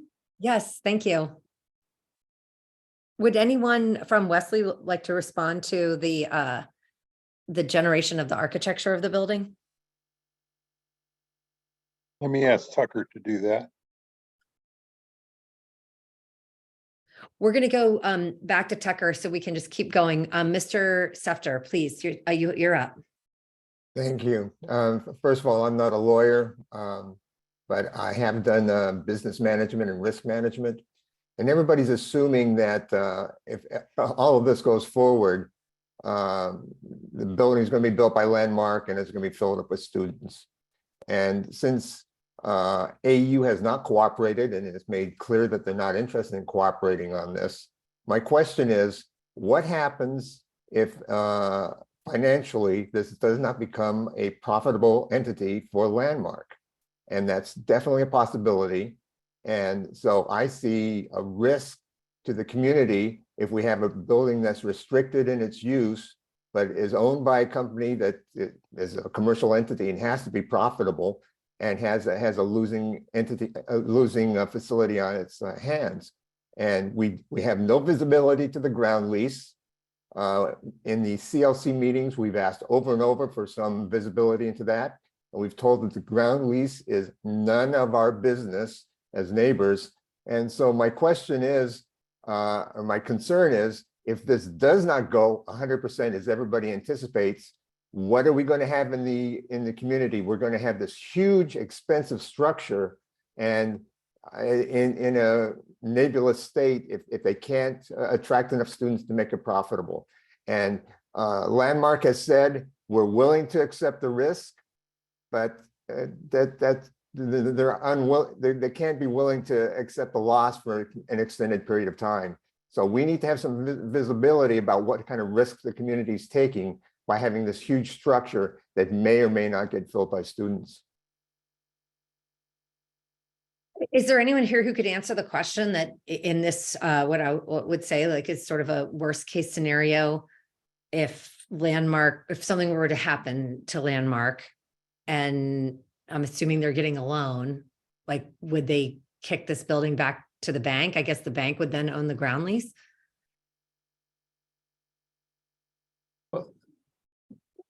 As we responded to one question, the only security a lender for Landmark has is in the ground lease.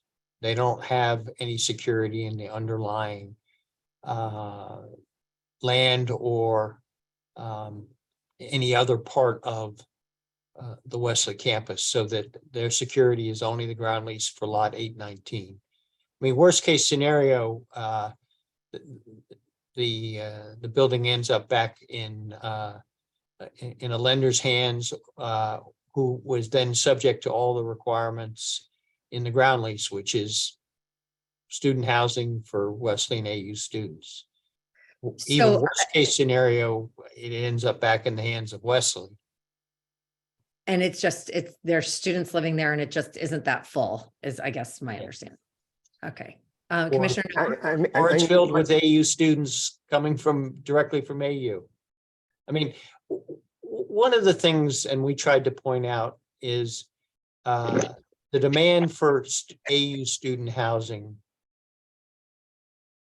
vastly exceeds the supply the AU has or has promised to build in the next 10 years. So that they're students in need of beds. And I think that's the comfort for both sides in this deal. Thank you. Commissioner Nowak? Go back to something Ms. Schultz said about there being 700 students on the campus.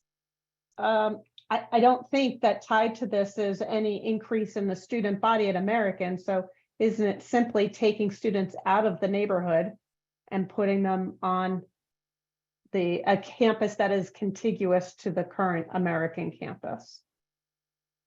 Two things, Commissioner. One, Wesley's campus plan PUD will have no impact on American University and their campus plan or their requirement to house students. We'll be providing housing for students they can accommodate. And well, I'll just leave it at that. Thank you, Commissioner Cologne Roosevelt. Yeah, I think one of the concerns that I don't think we've talked about much is the parking that is being provided here. I think there are 80 spots right there right now, and it's like rarely full, and you're providing 350 or so right now. It's like 2 decks, 2 levels of parking. AU students don't bring cars. They don't bring their cars to the campus. They don't bring the cars when they live down Mass. They don't bring the cars when they live in Tenleytown. They commute, using the buses that AU provides them, the metro buses. This is sort of incentivizing them to bring cars to the neighborhood. And this will increase traffic. This will decrease air quality. This could make, pedestrian walking in the neighborhood less safe. I don't understand why this much parking is being provided, honestly. I think Commissioner Cologne Roosevelt makes an excellent point. And perhaps we'll dig into that and speak to 3E and what their thoughts are on that. Mr. Carter. I think you're still muted. Yeah, I just wanted to follow up on the Schultz's comment of, I think the concern is that even though I'm not sure that we're getting students out of the neighborhoods onto the campus, but it's going to change the character of Wesley's campus, which is basically a graduate campus for 250 roughly students. You're now bringing another 500 students onto that campus. So there is an impact in terms of density. There's an impact of that building and the density of that building on a less dense campus. So these are the impacts, I think, in addition to traffic, that are going to be negative to the neighborhood. So I would like to speak as a neighbor who has AU students living on my street. It would be a benefit to have them on this campus. And to your point, Blaine, I feel like your negative impacts are what you believe are negative impacts to Wesley, but Wesley is the one putting forth the application. Yeah, but there are impacts to the neighborhood too. Well, could you spell that out for us, Blaine? Because I'm having some difficulty understanding that. So they have 500 more students on the campus. It's going to be drawing students closer to the neighborhood than they already are. You're going to be bringing 500 kind of undergraduates onto a kind of pastoral, quiet graduate campus. And could you be more specific though? What? Well, how do you want me to be more specific, Chuck? Well, for instance, do you think there's noise? Do you think they're going to walk down the street? I mean, I don't understand how having students on a campus is an objectionable impact. Like, to me, we're giving an opportunity for students to leave the neighborhood because you're assuming they will. You're assuming they will. I don't know that. Do you know that? You build more housing, they may be living off campus because they want to live off campus.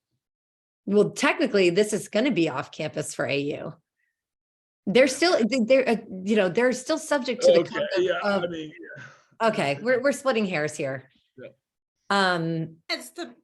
As the parent of 2 college students, I would tell you if they had a luxury apartment option on campus, they would happily live on campus.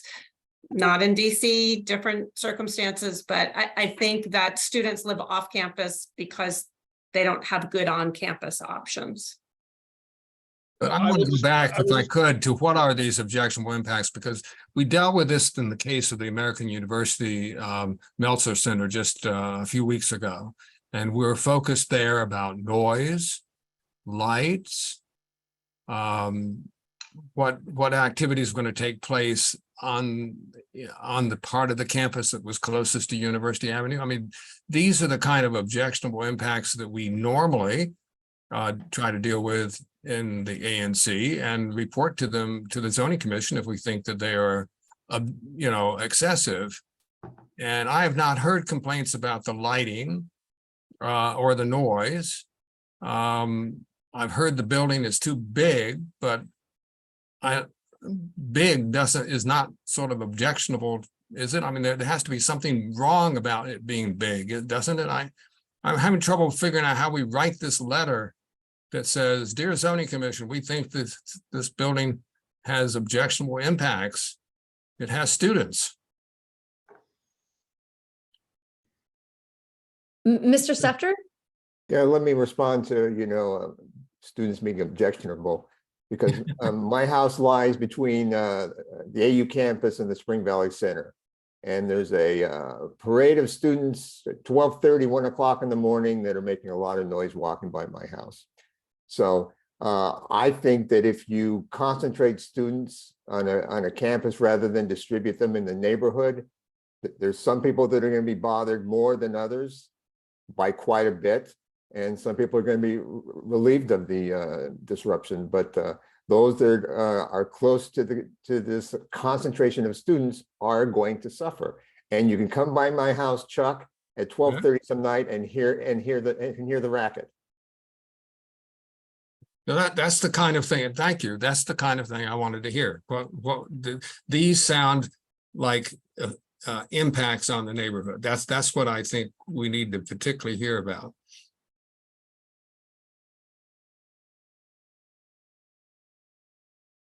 All right, I see no other hands raised. So our next topic is the proposed conditions. And do they address these concerns? I know a lot of us have spent a lot of time looking through the conditions. I don't have any further comments. Does anyone want to comment on the conditions? These are what are going to be part of the application. Mr. Carter, go ahead. Okay. Am I unmuted? You are. One of the things that was brought up at the CLC meeting was getting an additional condition put in, should the PUD go forward, that would limit the development to what's been developed. In other words, Pat has brought up the fact that right now they're only developing to a 1.07 FAR, and that under the PUD you could go to 1.8 FAR. And so I think it was requested, and I think President McAllister agreed to, that there be limiting condition language in there, that there won't be any more development to that 1.8 FAR. So that should be something that's added in the condition. So for those, I would like to explain this, Blaine, to the rest of the commission. Sure. So one of the things that seems to be something that people like is a lot of the green space, and the Florida area ratio on this campus plan preserves hundreds of thousands of square feet of green space, which people like. And it was asked if part of the conditions, there could be, I guess, a pledge of some kind not to do further development on this through a modification of the PUD. Well, I think it's an additional condition. I don't think it's a pledge, Trish. Yeah, but as the condition, yes, it would be a condition. So if the zoning commission approved it, they wouldn't be allowed to request any additional development with the PUD. I don't know, does Wesley have any comment on that? Well, looking at it and particularly in the context of the PUD and the safeguards that are inherent, my initial reaction is that further restrictions aren't necessary because the restrictions run with the land and would bind anybody who owned it, whether it's Wesley or some successor, including AU. Now, I can't guarantee that at some point, some future owner wouldn't request to modify it, but I don't think that's an appropriate role at this point. I mean, Well, Pat, any change would require approval. I know, but you did, I mean, in the CLC meeting, you were pressed to put it in writing, and I believe President McAllister said that it would be done.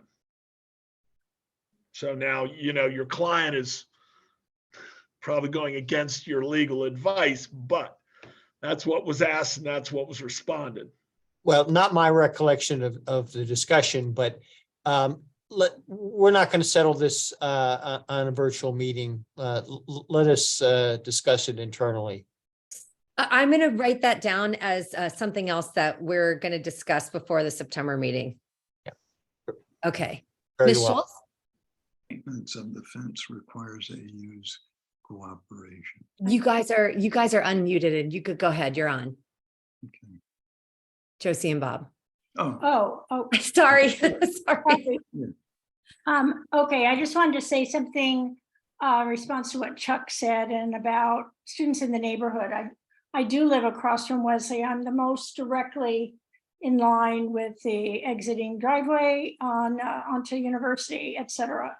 And this building with these students, I did mention it's going to be an increase in students. The fact is that AU, of course, has many, many students, but there have been such disruption on our street with students over the years, trash, noise, parking, that with the neighbors and AU, a fence was erected, which still exists between the AU campus and the neighborhood. And it was a very satisfactory solution.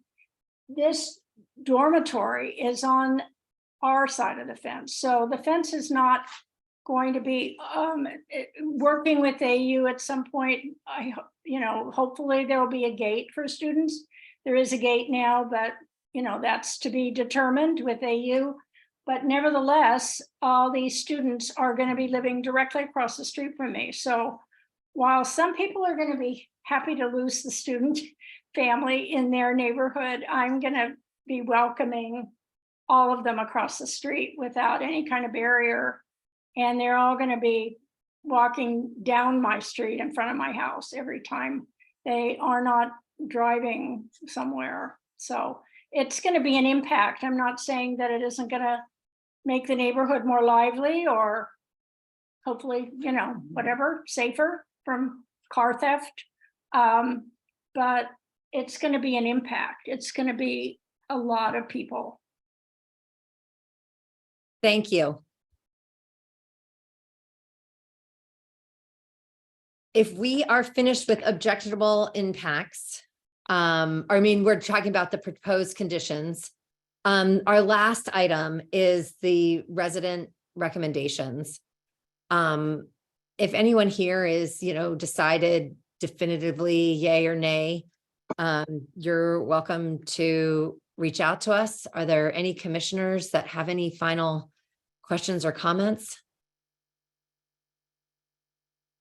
I have a question for those who are opposed to the plan as presented. I'd love to hear what your alternative solution would be that you might propose to the seminary as something they might be able to accept. We should acknowledge that sort of the status quo isn't an acceptable outcome for them for a number of reasons. So is there an alternative that you'd like to propose?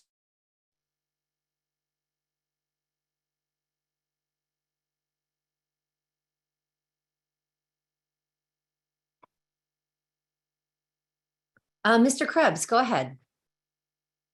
You will need to unmute.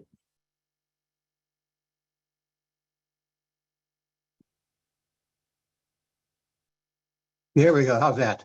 They're perfect. We can hear you clearly. Okay. The problem with that question is that we don't know what the margin for error is for Wesley. And so it's hard to say what it is, where we stand without knowing how close to the bone they are. And I'd suggest that one of the things that could be done during this dead period is to have somebody from Wesley meet with some of the neighbors and on a confidential basis, give us some idea what the finances really are so that we can answer that question.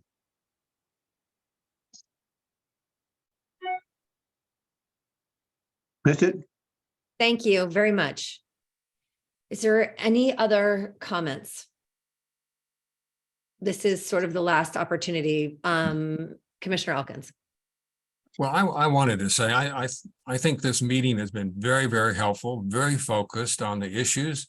People have, I think, really enlightened the ANC in many, many different ways in this conversation. And I want to particularly reach out to NLC and the Spring Valley Wesley Heights Citizens Association and say that as they know, and some of you know too, I have been a critic of them when they show up at the zoning commission and raise issues that the neighbors and the ANC have not heard before. And that has not been the case in this situation. And I will myself recommend, hopefully my fellow commissioners will agree, that in our letter to the zoning commission, that we make a point that NLC and Spring Valley Wesley Heights have participated very actively in this pre-hearing effort and have devoted considerable resources and have brought their issues to the ANC and to the CLC. And I think it's been very beneficial. And I want to thank them for that and hope that we can, particularly because I've been critical of them at the zoning commission, I'm on our behalf. I hope that we can also be complimentary because I think they have really performed a favor to the neighborhood, which we should all appreciate. Thank you. I concur with those remarks. Mr. Stuffert, you're up. Sefter, sorry, pardon me. No problem.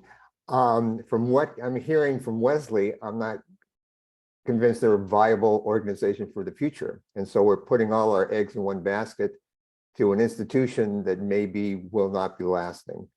And setting aside all the legal arguments, this building, once it's built, is going to take a life of its own. And I have no idea what the future of an orphan building is going to be. So my personal preference is if Wesley's not viable in this space in Washington, D.C., in a very expensive piece of land, I'd elect to have it revert to the underlying zoning and have a developer build some single family homes or townhouses or whatever. I think that's a solution I can live with. I trust what it would look like in the future. I think if we go down this Wesley path, I am worried about what the future portends. Thank you. Before we adjourn, does anyone else want to add some comments? Mr. Clarkson. Yeah, just to respond to Larry's comment, and I think he raises a good point, but you know, what's the alternative? Do we know that if Wesley folds, that it's going to be a bunch of very tasteful small townhouses? I mean, do we know that the developer will abide by the community's desire, since if it's by right, technically the ANC doesn't even have a seat at the table, do they? If it's by right? No, they don't. So like we can talk about what's going to happen in the future, but I think it's very important again to not just talk about what would happen, what we'd want to happen if Wesley had to move locations, but what could happen and what's a realistic. So what are the realistic scenarios? Not just cherry pick one, but look at all of them. And that's my continued point here, is that we need to understand what the alternative is to this student housing proposal. Well, let me respond to that since you raised that to me. In my neighborhood in Spring Valley, people are buying houses, tearing them down, and building new houses on the property. I'm seeing enormous amounts of investment in very expensive houses now. So if that property becomes available for developers, I'm absolutely confident that it's going to be high-end housing that's going to be compatible with the rest of the community. There's just too much demand for housing, for single-family homes in this area. That's what I believe is going to happen. I'm much more confident about that kind of future than I am about what would happen with this landmark / Wesley arrangement. And a ground lease and a deal, like a contractual deal that is on the table. Right. You have less confidence in that than other scenarios. And frankly, I have a lot more confidence if I had visibility into the ground lease to see what it was all laid out to be. And is it standard for the zoning commission to disclose proprietary confidential business information to a neighborhood group? Is that? We've already been down this. That's going to be up to Wesley to disclose that sort of thing. But I do want to add that, this does lie in 3E, and they are very, very interested in affordable housing. Mr. Carter, you're up. Yeah, I just wanted to kind of second Larry's statement that the economics of the property and the economics of this area would drive a more likely, I can't predict the future, but would drive a more likely single family townhome type development because of the way the market is going right now. Any kind of multifamily housing, those deals are very thin and very difficult because of all the regulatory aspects of dealing with the District of Columbia. So a residential developer is going to try and take the path of least resistance. So that's kind of where I'm coming from on that. I had another thought, but to respond to Bill's statement about whether it's normal to see a ground lease. No, it's not normal to see the kind of deals, but because of the fact that Wesley needs to ask our permission for that or get our input on this, and because they have to go to the zoning commission and ask for considerations, it's not unreasonable to ask for a limited amount of information on the deal. Okay, I mean, if they could do it by right, this wouldn't be going on. So while I understand the economics of the deal and the proprietary nature of what's going on, we do have some rights to request some information. We don't even fully understand Wesley's dilemma right now, as Bill pointed out. We don't really know what Thrive in Place requires. I mean, Wesley's budget has gone up since 2006, ahead of inflation. Their revenue has increased even with declining enrollment. So, what does the requirement to Thrive in Place require? I mean, so that's kind of, normally it's none of our business. It wouldn't be any of our neighbors' business. But because of the fact that they have to go in front of the zoning commission and all, this is a very unique deal. I don't think it's unreasonable to ask some basic questions. Thank you. Ms. Gates? Yes, it goes to the fact that the campus plan or excuse me, the PUD is going to incorporate IZ, affordable housing for some students. What is the problem with a developer building affordable housing on the site should it become necessary? Mr. Clarkson? Yeah, no, thank you for raising that. I asked that question last week, is if this proposal as goes down in flames, is not, and Wesley is not, is forced to sell the property, particularly given how the dearth or the lack thereof of affordable housing, particularly in ANC3D in upper Northwest Washington. Exactly. What is to prevent a developer or a public-private partnership from building affordable housing on the Wesley location? That's a great question. Is that a problem? No, I'm just saying it's an option, and I'm glad you raised it again. And I would love to know what NLC's position and other neighbors' position would be on that. It's a great point. Perhaps we can dive deeper into that as we wrap up our resident recommendations. Mr. Elkins? At a later time. I wanted to react to Larry's excellent point with regard to there is the uncertainty of the success of this project and what that might mean then for the neighborhood. And I think he's raised it very cogently. I'm sitting here though thinking I sort of wear two hats, I guess. One is sort of like a neighbor, although as you know, most of you know, I don't live in the immediate neighborhood. So that hat I don't have much to say on that. Although if I were sitting around your patio, I think we would be interesting to debate this and think, well, maybe we should tell Wesley that they should sell.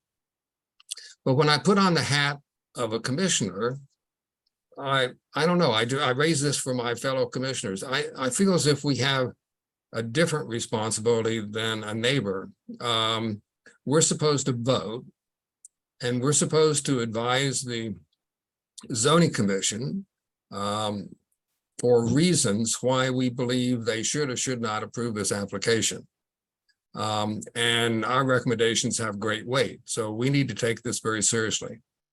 And I'm having difficulty, and I have to think about this some more, and I hope everybody else will too. Should a commissioner or commission say to Wesley, it's true you've been here for 60 years, but we think you need to move on. We'd rather have somebody else there. We think we can do better. Our chances are better for the kind of development we like in our neighborhood if you move. I think I could say that as a neighbor, because as a neighbor, I can say anything I want, Wesley, but I'm wondering whether as a commissioner, that's the kind of recommendation that ought to be made to the zoning commission. Are we telling the zoning commission that we just think Wesley ought to move on because the risk to the neighborhood that maybe something bad might happen here? And of course, we don't know all the details, but in our judgment, it's just better for everybody if Wesley just moves. And maybe so. I mean, I don't have to vote until September, but I'm wondering whether as a commissioner, that's something that I would feel is within my scope of responsibility in this process. So I just want to leave people with that thought. That was a great speech. I see no other hands raised, and it is very late, but I want to say thank you to everybody who came and really participated here. I learned new things, and we've got a little bit more work to do. And we will see everyone in September. Thank you. Good night. Thank you. Good night. We'll try and get this up on our YouTube channel as quickly as possible and get a transcript done. Thank you.